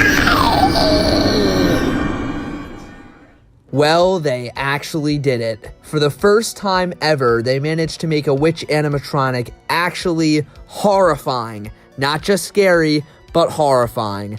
I never thought we'd see the day where I would say a witch animatronic was my favorite of a company's animatronic lineup, but here we are, because they finally did a witch animatronic properly and made it truly, truly terrifying. Ladies and gentlemen, this is the soul harvesting witch that stands at a height of 7 feet tall. Obviously, this is kind of a redesign, reimagining of the Harvester of Souls animatronic from 5 years ago back in 2020, which is now also sold at Haunted Hill Farm, but it's basically a whole new take on that whole prop concept, and I think this one surpasses it. I always thought we would get another Harvester of Souls eventually, or at least something similar to it like this, but I think this one actually outdoes the original, and the fact that this thing is a witch, and I'm saying that, is truly shocking, and just goes to show how good I think this thing actually is. Now, in the video, unfortunately, it doesn't show it, but she will start standing up straight, and she will bend down to the boy, and then the smoke and fog will start blasting out of the boy's mouth, and she sucks it in, which is just so, so cool and awesome, and one of the best effects they've ever put on a Halloween animatronic. Obviously, this is borrowed from the Harvester of Souls, but I think, honestly, once again, it works better here. I love how you have the little boy there just standing there on his own helpless, as this giant, monstrous witch bends down to suck the soul straight out of him. I think the little boy's design is awesome, and I really love how his eyes light up as he's getting the soul sucked out of him. Of course, the boy is really not the interesting part of the prop here. Of course, it's that witch, and oh my god, it looks fantastic. The face on this one is insane, and I think the blindfold, while such a weird addition and detail to choose, looks phenomenal. The blindfold here is awesome and makes this witch even scarier. I also think the clothing, it is what it is, but it works just fine. Another cool detail about the witch is the lighting in the book that she holds. I really love that as well. The fact the book lights up is such a nice and cool detail, and the design on the book too is also phenomenal. I think the voice and phrase is fine as well. It's really not super intimidating, but I think it fits the prop well, and it's scary enough for sure. I think it's about as scary as you could make a witch sound, truthfully. Overall, this is definitely my favorite new Haunted Hill Farm animatronic for this year, though it was very close between this, the Lurching Woman, and the Ice Cream Clown. They're really all up there, but I think in the end, this one is probably my favorite. But when I get all of these, we'll see which one's my favorite, because then I'll really be able to judge. But for right now, just by judging off the photos and videos, I love the Soul Harvesting Witch. This thing is so scary and so awesome.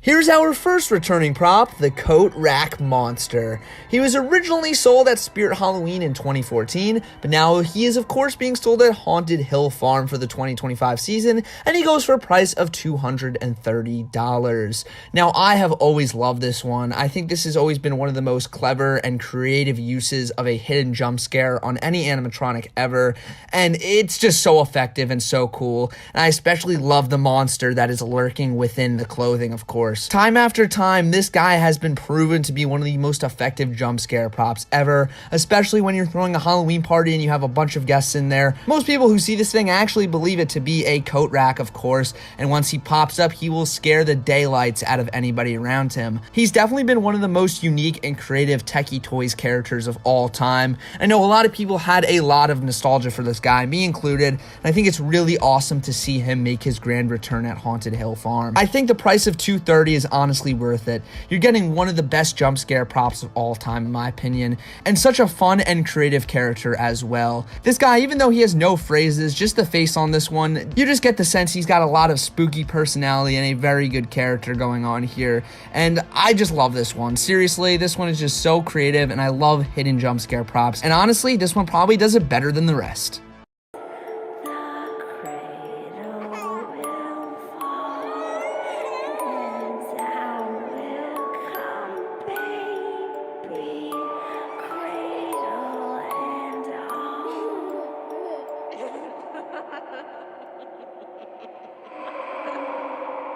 Here we have the return of Gruesome Granny. Well, it isn't exactly the Gruesome Granny we once knew, but it's Gravely Granny now, and there have been some changes other than the name, of course. Anyway, this one retails for $270. Now, I am a very, very big fan of the original Gruesome Granny animatronic. I think it's one of the most horrific and creepy animatronics ever made, period. And this remake really takes a lot of that away, unfortunately. While I still think it's a very creepy and unsettling animatronic, the demake of the face mold into making it look less horrific was just such a stupid decision in my opinion. I don't know why they just made her look like a normal, kind of human being for the most part here, instead of that horrific zombified look the original one had. I'm not sure if they did anything to the baby's face that made it different. I think the original one was a lot better in this case. That original face sculpt is just one of the creepiest things ever, and to see it remade less creepy is just really angers me, because I don't know why companies are so afraid to get really scary again. It's just so dumb in my opinion. People would have probably bought this thing more if it did have that original face sculpt. I don't know why we went to this more human looking one, more or less scary looking one. Maybe Spirit Halloween still owns that original face sculpt or something like that, because apparently they do own the sculpts in some situations. But no matter what, I'm still disappointed with the state of this returning animatronic. It could have just been so much better if they made it return exactly how it once looked. Anyways, I still think it's cool that people now have the opportunity to buy a somewhat worse version of that original animatronic, but it still captures the spirit and most of the creepiness of that original one for sure.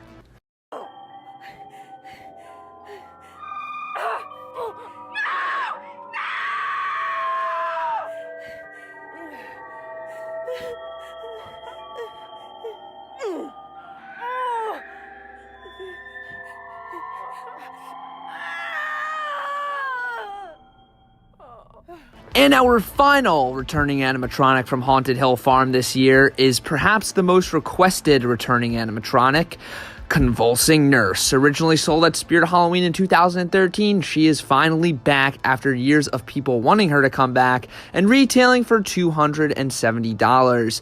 Now, I have to say, I am happy about this one returning. She's definitely been one of the most creepy and unique techie animatronics of all time. Probably just one of the most creepy and weird animatronics of all time, in my opinion. The inhumanness of this one and just such a strange design of this one is really, really freaky and very creepy, of course. I'm happy to see her brought back in all of her former glory perfectly. I've really always loved this one, especially that weird mannequin-like face. I don't know whether it's human or monster. It is just so scary looking, and I'm happy they kept that face exactly the same and is exactly as scary. I also love how she has the hooks in her stubbed arms. That is just really gross and weird, and she's chained up and stuff. It's just so weird. It makes you think, what the hell is happening at the hospital she works at? The animation, I think, could have been the one thing that could have used a bit of an upgrade. She kind of just rocks back and forth. I would have liked to see more of a twitching motion, similar to probably Twitching Clown or Twitching Banshee from SVI. I think if Techie managed to pull off that animation on this one, it would have been a little bit better. The rocking back and forth motion is just kind of slow and simple, and I would have liked to see something a little bit more frantic and scary. But I know there's definitely people out there who would have complained about the animation change, even though it would objectively be better. But I think they just want to bring these props back exactly as they used to be, which is honestly something I can respect. Overall, though, this is an absolutely awesome one for sure, and I know a lot of people are very happy with this one being back, including myself. Why the long face? Here's a reason to cry.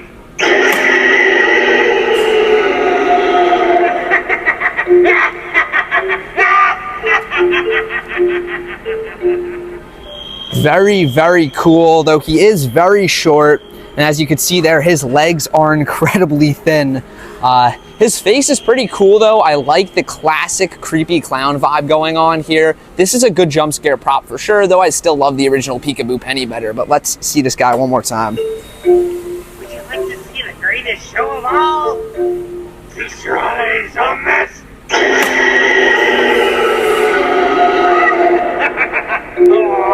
Don't be scared. His neck is looking a little bare there. Have a little fun.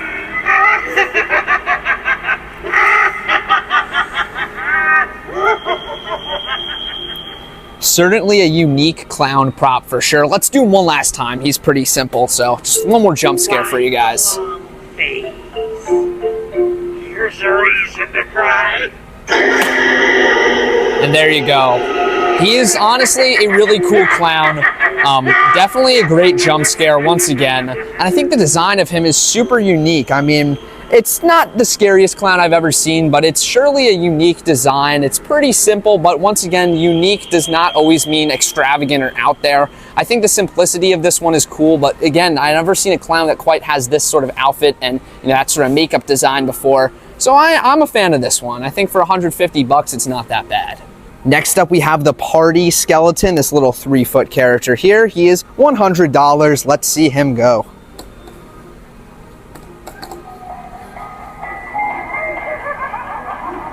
Probably can't hear him too well, but he does have some funky music that he's playing right now.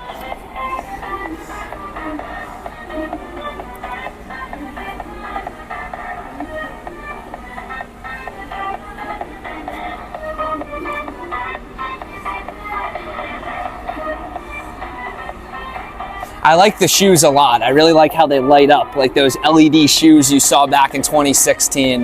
That's pretty cool.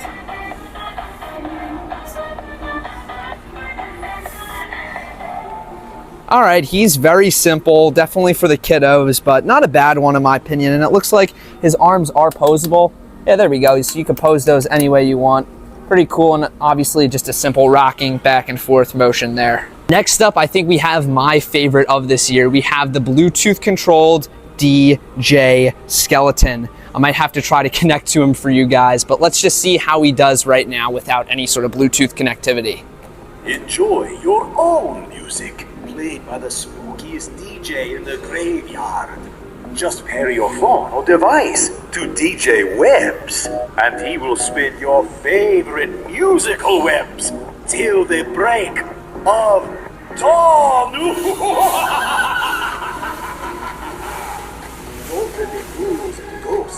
All right, he's pretty cool. I don't know how well you could hear him, but he's just telling you about all the stuff he can do.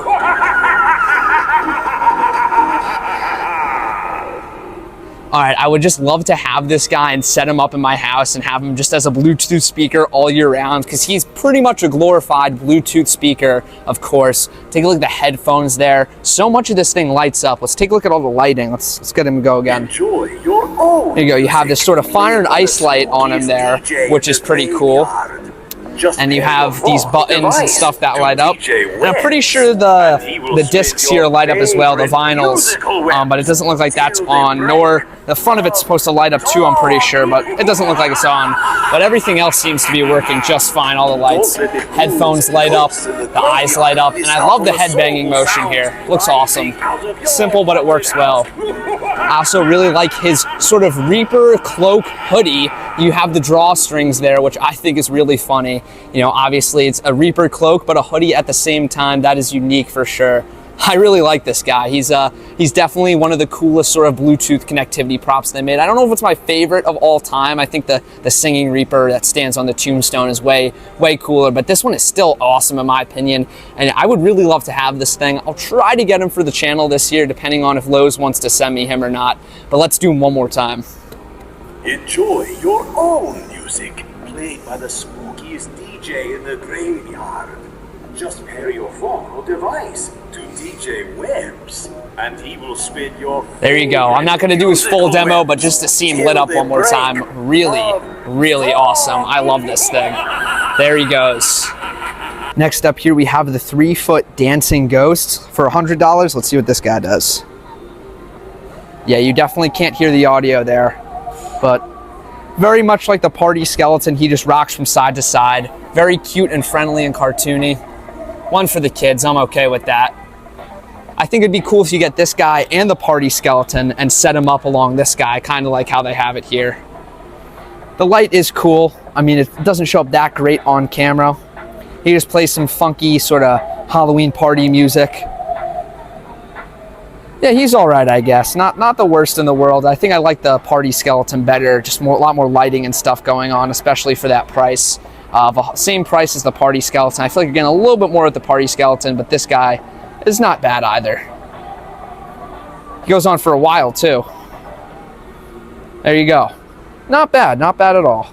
Here we have the new Gravedigger guy here for $270. It's interesting because it looks like a lot of these animatronics have a static on mode, at least for the lighting, which I think is really awesome. I love when animatronics do that. I'm happy to see more doing that, especially at Lowe's. But let's see what this guy does. Do you hear the distant cries of the forgotten? They're calling for ya.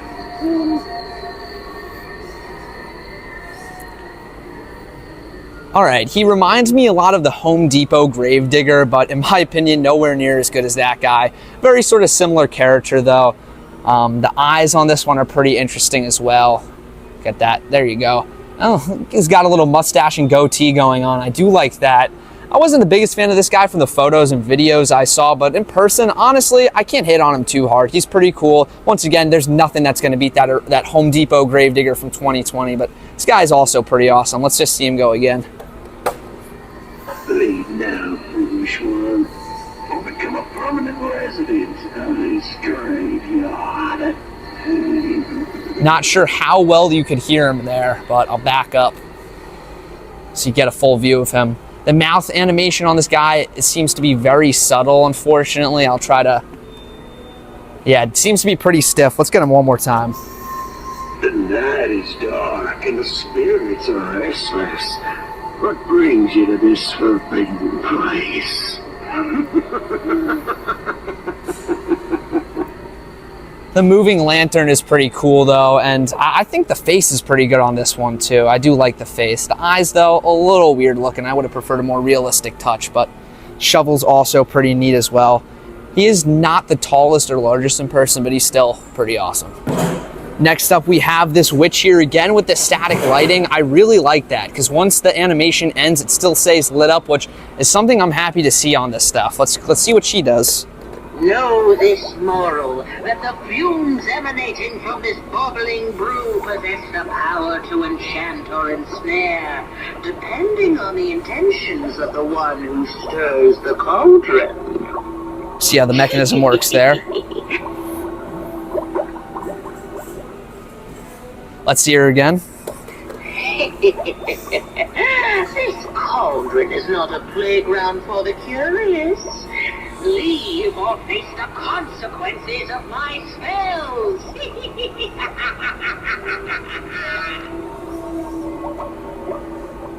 Very, very cool.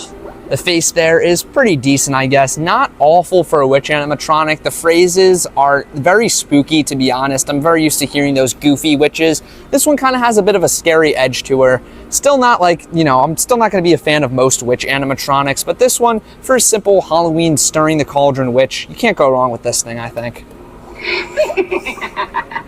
Oh, you dare step into my presence? You stumbled into a realm where trespassers are met with curses.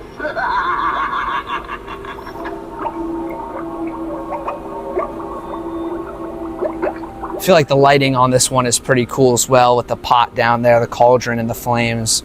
Pretty decent for sure. I don't think this one's bad at all.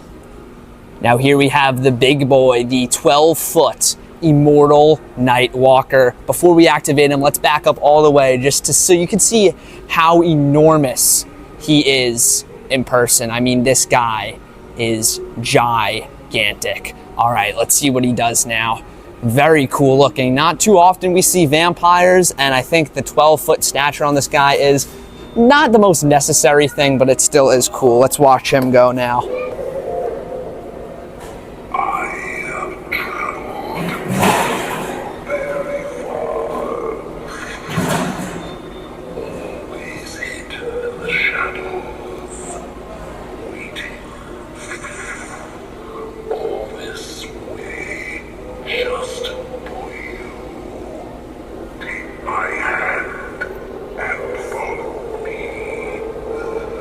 The voice is very cool. Definitely reminds me of Count Orlok for sure. I think you're going to see a lot more vampire animatronics now that the Nosferatu movie came out, though. I think next year is probably when they're going to start putting a lot of these things out, hopefully. I love vampires, and we seriously need to see more. Let's do them again.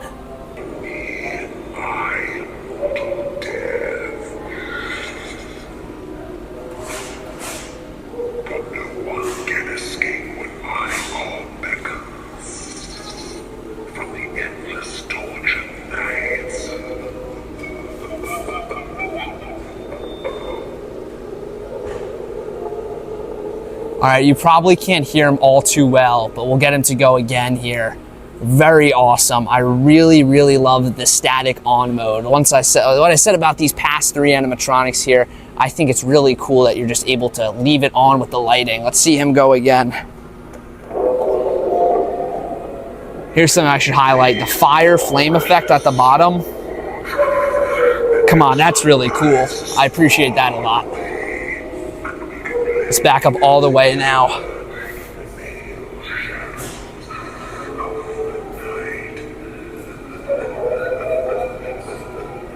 Come on, how great is that? Seriously scary. The side-to-side motion is very cool. So there's the Immortal Nightwalker, but one thing I failed to mention before is this, I believe 9 or 10 foot tall, maybe a little bit shorter than that. This big skeleton here though, it is what it is, I guess. I'm not sure what company makes this, but we've gotten so many giant skeletons over the years. This thing just seems pretty unnecessary, to be honest with you guys, but no lighting or anything on this one, just kind of stands there. I don't know. I think you should go get yourself a Home Depot 12-foot skeleton over whatever this thing is, but maybe it's a little bit cheaper. I'm not exactly sure. I don't see, there's a price tag. All right, $300. Yeah, go get yourself a Home Depot 12-foot skeleton in that case. Still pretty cool though.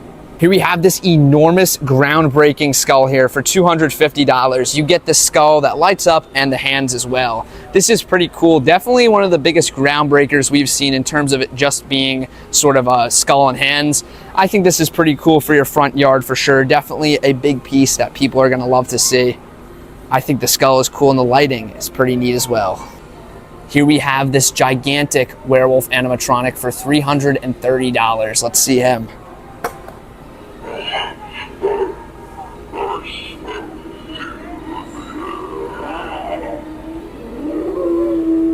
There he goes, he's howling now.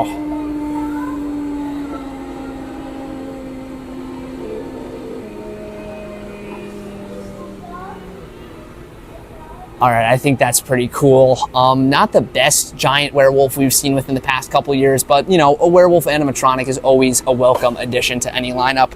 Let's see him one more time. Let's try to get a side angle here now.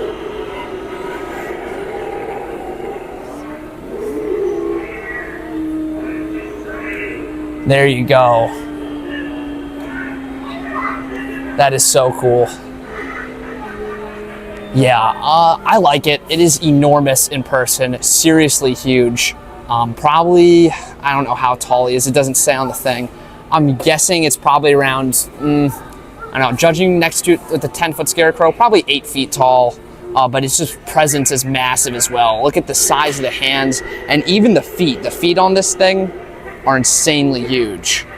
Overall, really cool. Next up, we have the Nightmare Specter, aka the Bell Reaper. This thing has had a lot of hype over it this year, and I guess for $100 for a life-size prop like this, it's not bad. But let's see what he does and see if I believe he lives up to that hype. Listen to the call of death. The corpse bell slowly tolls for thee. Join us in our call to the midnight hour.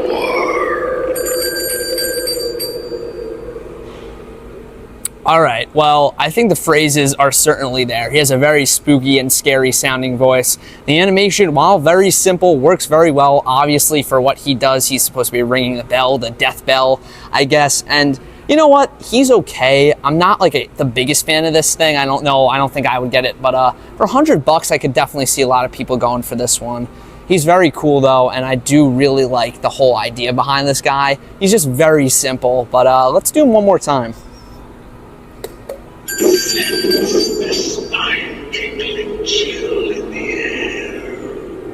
Listen for the bell to ring. With every toll, I get closer. With every ring, your fate draws nearer. All right, he is certainly a cool one. I have to admit, I don't think he's like the greatest thing of all time, as a lot of people are kind of making this one out to be. I certainly think it's cool, though. Definitely a good one. I want to hear all of his phrases, so let's do them again. In the dead of night, I haunt your dreams. I'm here to collect your screams. Okay, bars, I like that. Fear the darkness closing in, for in the shadows I dwell. All right, his phrases are awesome, which is obviously to be expected with a techie design prop. They are pretty much the greatest when it comes to recording voice lines for their props, and this guy's certainly no exception. For an $100 prop, you're getting a pretty cool animatronic with a unique concept and a very, very cool set of phrases. Now, the last in this big display here, we have the 10-foot Scarecrow. Once again, you have this sort of always on lighting. The static lighting is great. Let's see what he does and says. I'm the result of a mad farmer's experiment. Leave his shield, or you'll be next. Not really sure how well you could hear him, but he's talking about some mad farmer experiment. It is what it is. The gloves look a little weird, and I don't know about this one. Let's do them again, though. Back up all the way. He is a big one. He is a big one. Yeah, there you go. Just a simple rocking from side to side. It's a unique movement, but it kind of looks silly. We'll do them again. The face is cool, though. I think I like the face better than the new 15-foot Scarecrow at Home Depot. But I wish they put this guy's head on that thing, and you'd have a much better prop, in my opinion. But I don't know. This guy is okay. Don't be scared. Come closer and face your fears in this field of nightmare.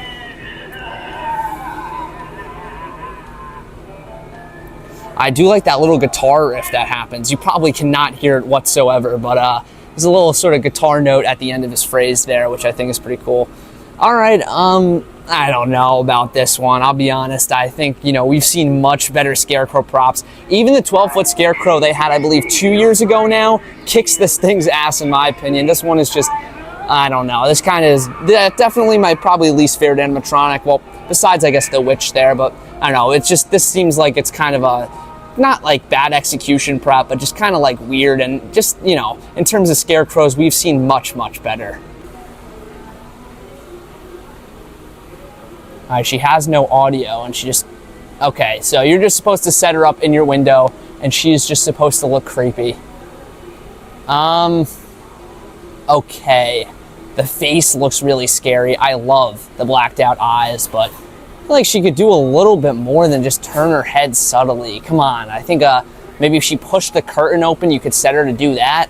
That would be really awesome, but they just want you to put this thing in your window. I don't know if she has any audio. She's still going. All right, so she goes for a while there. All right, I don't know, $90 is pretty pricey for it just doing that, but it doesn't look bad at all. And they do. Are they gonna kiss? That's a little weird. I think they're supposed to be sisters. All right, yeah, these are definitely the worst animatronics they have here this year. No contest at all. These things are terrible, but let's see them go again. Why do they turn to look at each other? That's really weird. I'm getting some gross vibes from this prop, to be honest with you guys. The heads lighting up just looks so weird as well. I'm gonna zoom in there on the eyes. Look at those eyes. Ugh. All right, the eyes are creepy. Adds that sort of doll vibe going on with these two, but I don't know, not great. No trespassing, violators. All right, you probably can't see the face all too well up there, but it does look very cheap in my opinion. Kind of reminds me of a Morbid Enterprises prop. This is techie. I do love the jump scare on this one though, very simple head popping motion. They used that on a Scarecrow animatronic a couple years back. Let's see this again. Turn back now or become prey to my dark spells.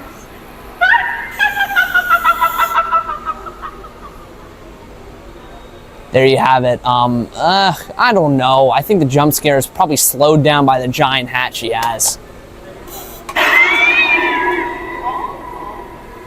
Well, child, there is nothing here but me. All right.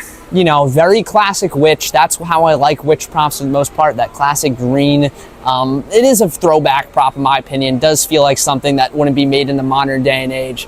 Kind of happy it exists though, but I don't know. It's could use some improvements in my opinion. And we have this jump scaring tombstone from last year, I believe, but let's see this.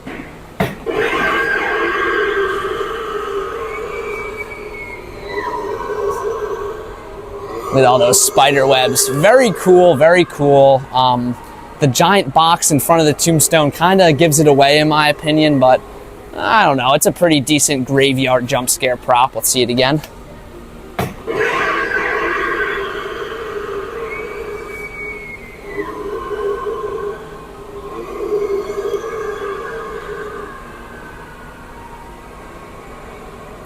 Yeah, and you know, not bad.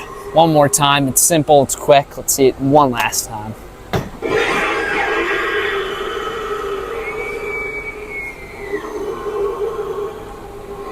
There you have it. There you have it. Not bad at all. All right, next up we have this pumpkin jump scare guy. I believe again from last year. He's back this year.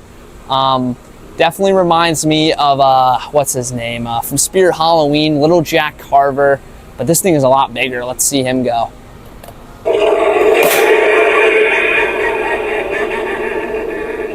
Walk no further. Death surrounds you. Yeah, definitely a weird one. The pumpkin skeleton combo, a little strange in my opinion, but let's see him one more time.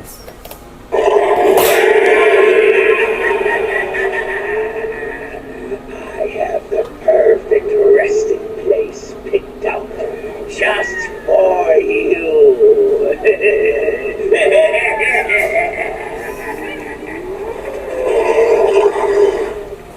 All right, you know, not too bad.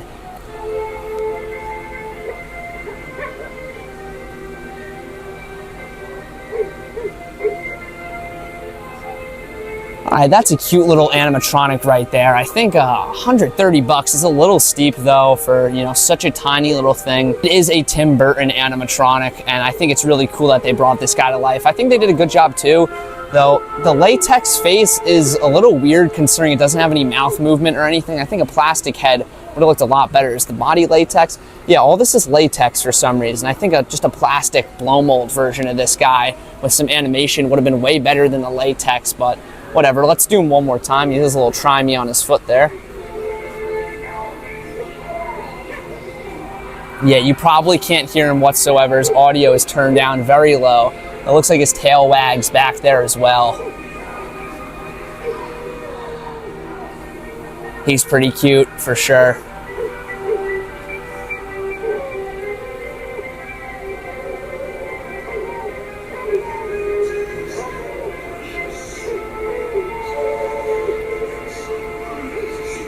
There you go. All right, now let's see Victor from Corpse Bride. These kind of look like a absolutely demolished version of the Spirit Halloween ones. These look geeked as hell, I won't lie. Yeah, I'm not sure why they decided to try to make their own when we got basically some of the best looking licensed props at Spirit Halloween last year, but let's take a look at them regardless. With this candle, I will light your way in darkness. With this ring, I ask you to be mine. Okay, so he's just saying the same stuff that the Spirit Halloween one says, and oh my god, this thing looks so much worse. It's even trying to do the blinking to really a terrible effect. I'm sorry, this thing is awful compared to the Spirit Halloween one. Let's do him again. Please, there's been a mistake. I'm not dead. Okay, one more time. Who's my good boy? Sit. Sit, Scraps. Sit. Come on, Scraps. Roll over. Roll over. Yeah. Boy, Scraps. Let's just move on to Emily here. Sorry. Alright, she sings one of her songs from the movie. I'm not sure if I want to, you probably can't even hear it very well anyways, but I'm not trying to get a copyright claim on this video. Alright, she's a little bit, oh, look at that. She has the, she has that little worm, I forget his name, from the movie, pop out of her eye there. The animation on that is a little weird with how her eye comes up, but all right, that's creative at least. That changes it up from the Spirit Halloween ones. I can't hate on that too hard. I like how the dress looks here, and I like how you could see. I like how she's holding the flowers, but I don't know. Other than that, it's not too great.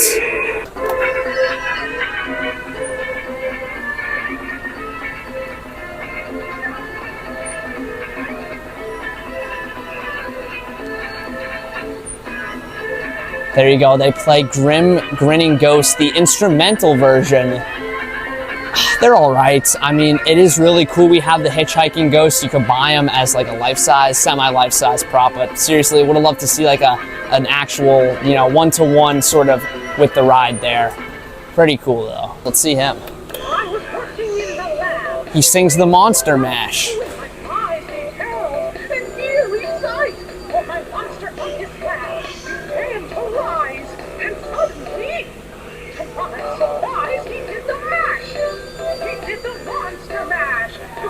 All right, pretty cool if you're a fan of Disney, Mummy, Mickey Mouse. I like what he sings, that's pretty cool.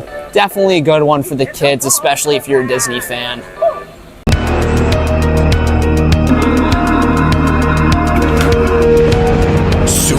How's it going, guys? It's the Pixelated Pumpkin, and in today's video, we will be taking a look at the brand new for 2025 Sam's Club Halloween animatronic lineup.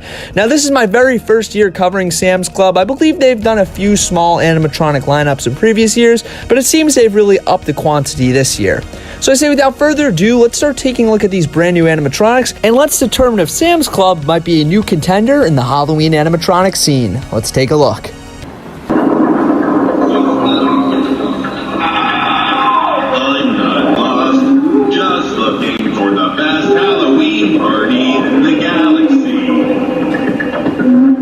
This right here is the 8.5-foot tall alien, which retails for $230. Now this one, when it was revealed, made quite a stir because it's not too often we get alien animatronics, so whenever we do, it's going to get people talking.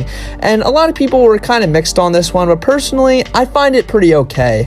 I'm especially a really big fan of those infinity mirror eyes. I think that is just so cool looking. It does look a little cheap in my opinion, but it kind of adds to it. It kind of adds to this old school vibe this alien is going for, and I think it works pretty well. And it is really unique that we have an animatronic that utilizes this technology in this way. And I think it's a good option for an alien animatronic especially. I think they look pretty cool. I also really love the clothing on this one as well.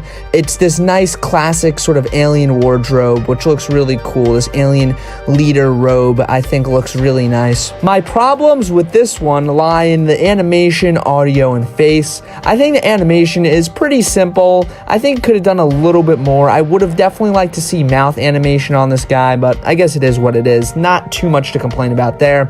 I'm not a big fan of how the face looks. It does look very cheap, as I mentioned previously, and I don't really like how he has this sort of skeletal looking nose. Other than that, I do like his green color, and I do like that gnarly looking forehead too. I just wish the mouth and nose kind of looked a little bit better and a little bit less cheap. And of course, the audio is very goofy and silly and definitely relates to Halloween a lot, which I kind of like and I kind of don't like at the same time. I wish this guy came with the option to have scary phrases and the cute, funny Halloween ones. But overall, I have to say, for an alien animatronic, I don't think this one is that bad. And I especially love the infinity mirror eyes this guy has. That is just a really cool feature. Step closer, my dear, and I'll show you the secrets hidden within these pages. If you dare.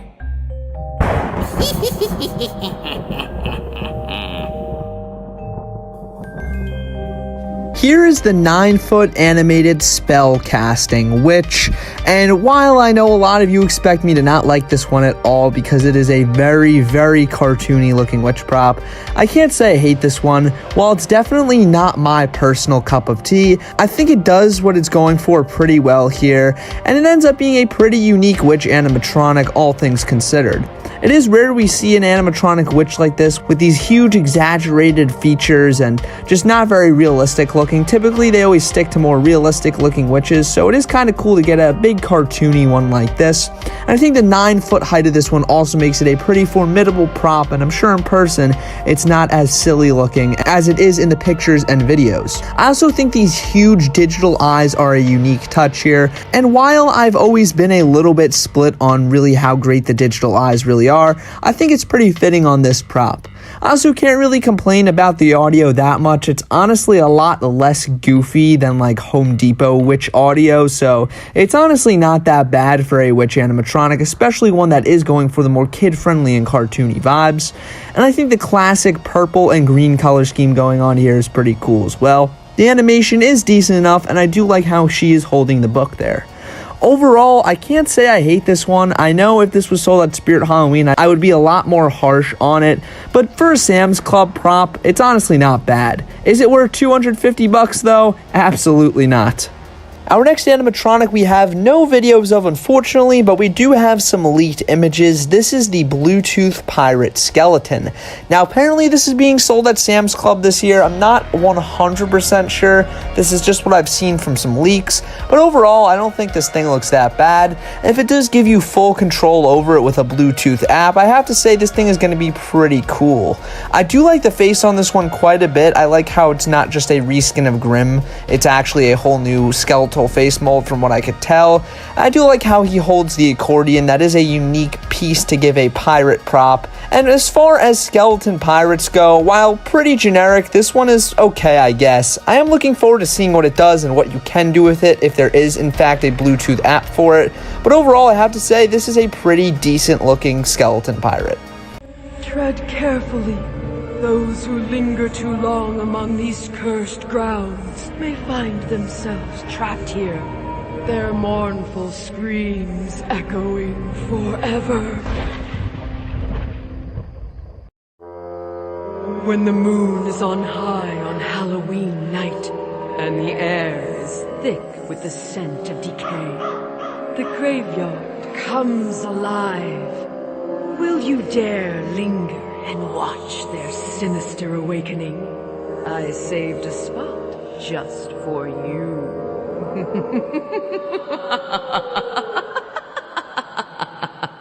Now here we have my absolute favorite animatronic that Sam's Club is giving us this year. This is the 9-foot tall ghostly skeleton, and best of all, this one only retails for $200. I think that is honestly a steal for something like this, especially considering its height and just how damn cool this one looks. I'll start with something that will probably be overlooked by many of you, the lighting. This thing has lighting all over it. Of course, there is that ghostly white light within the ghost itself, which I absolutely love, but the tombstone is also extremely well lit, with spotlights that sit in front of it shining onto it, as well as, of course, the RIP and crack marks inside of it lighting up, along with the candles on the front of it. There's just so much lighting packed into this piece here, which I think is absolutely great, especially when considering that it's only $200. Of course, the design of this one is phenomenal as well. I really love the ghost design on this one. I especially love that skull that you could see lighting up through the cloak there. That is just so cool looking. The tombstone itself is also designed very well. It does have that SVI look, but I definitely like it. The animation, while it is very simple, works well, of course, because we have this awesome floating effect going on, which looks so cool.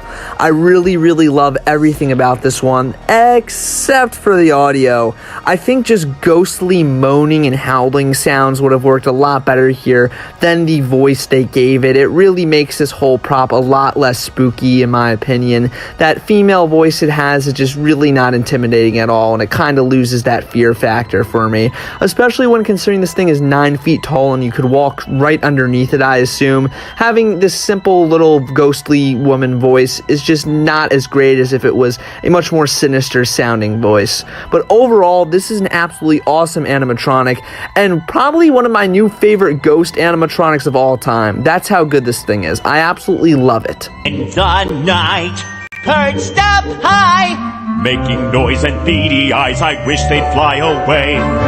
In the field, under the stars, scaring kids small and thin, they do it night and day. Mischief, mayhem, oh my friend, let's take to wing. But first I think we better sing. La la la, la la la la. If you made it through that whole song, I congratulate you because I almost didn't. This is the 8-foot tall scarecrow, retailing for $200. Not a bad price once again. Now, obviously, this is an extremely kid-friendly prop. This is made for preschoolers, quite obviously.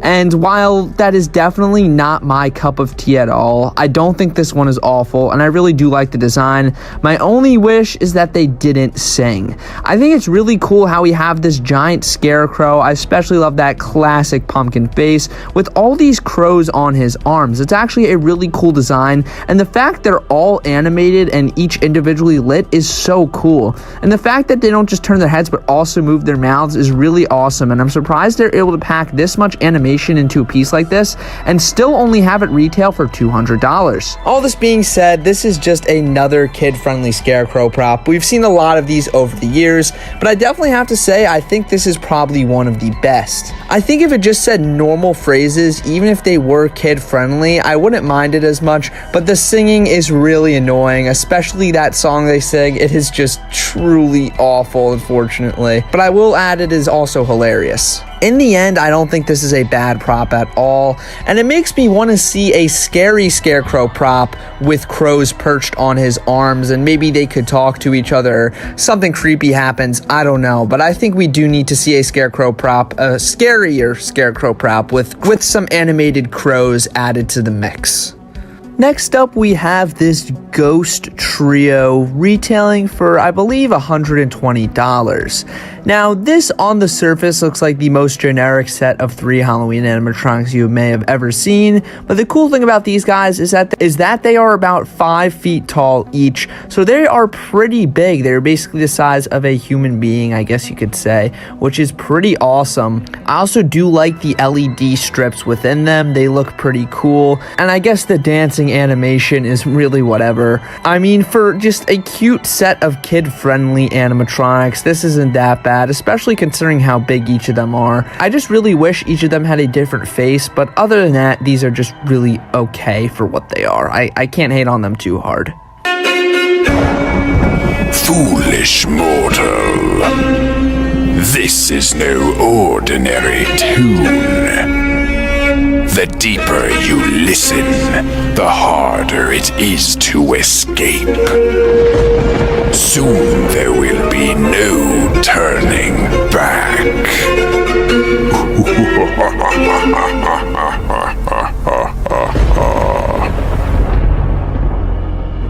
Here is the Graveyard Violinist, a very, very unique animatronic for sure. Definitely one of the most unique Reapers we've seen in a long time. And I have to say, I think this one is very well executed. I'm not exactly sure how much this one costs or what the height is because I could not find the website listing for the life of me, but I'm happy we found a video of it. I think it is pretty cool looking for sure. I really love the light in the chest and of course this whole black and red color scheme it has going on. And of course, probably the coolest thing here is its pose sitting on this tombstone or kind of crouching on it, I guess. And of course, he's playing the violin, which is just so cool and so unique for an animatronic like this. A violin is a very interesting instrument to give a Reaper. Of course, we have the Reaper band at Lowe's, and I believe there is a violinist animatronic at home this year, but this one really blows it out of the water. I think overall this one is really cool looking. The one part about it I don't like is the phrases. I think the voice is just really dumb sounding on this one. I think almost if this one was silent and he just played the violin, that would honestly make for a better animatronic and definitely more creepy, but it is what it is. Overall, this one is pretty great. I just really love how he's set up on the tombstone here. It just looks so cool, and this is overall a really fantastic Reaper animatronic.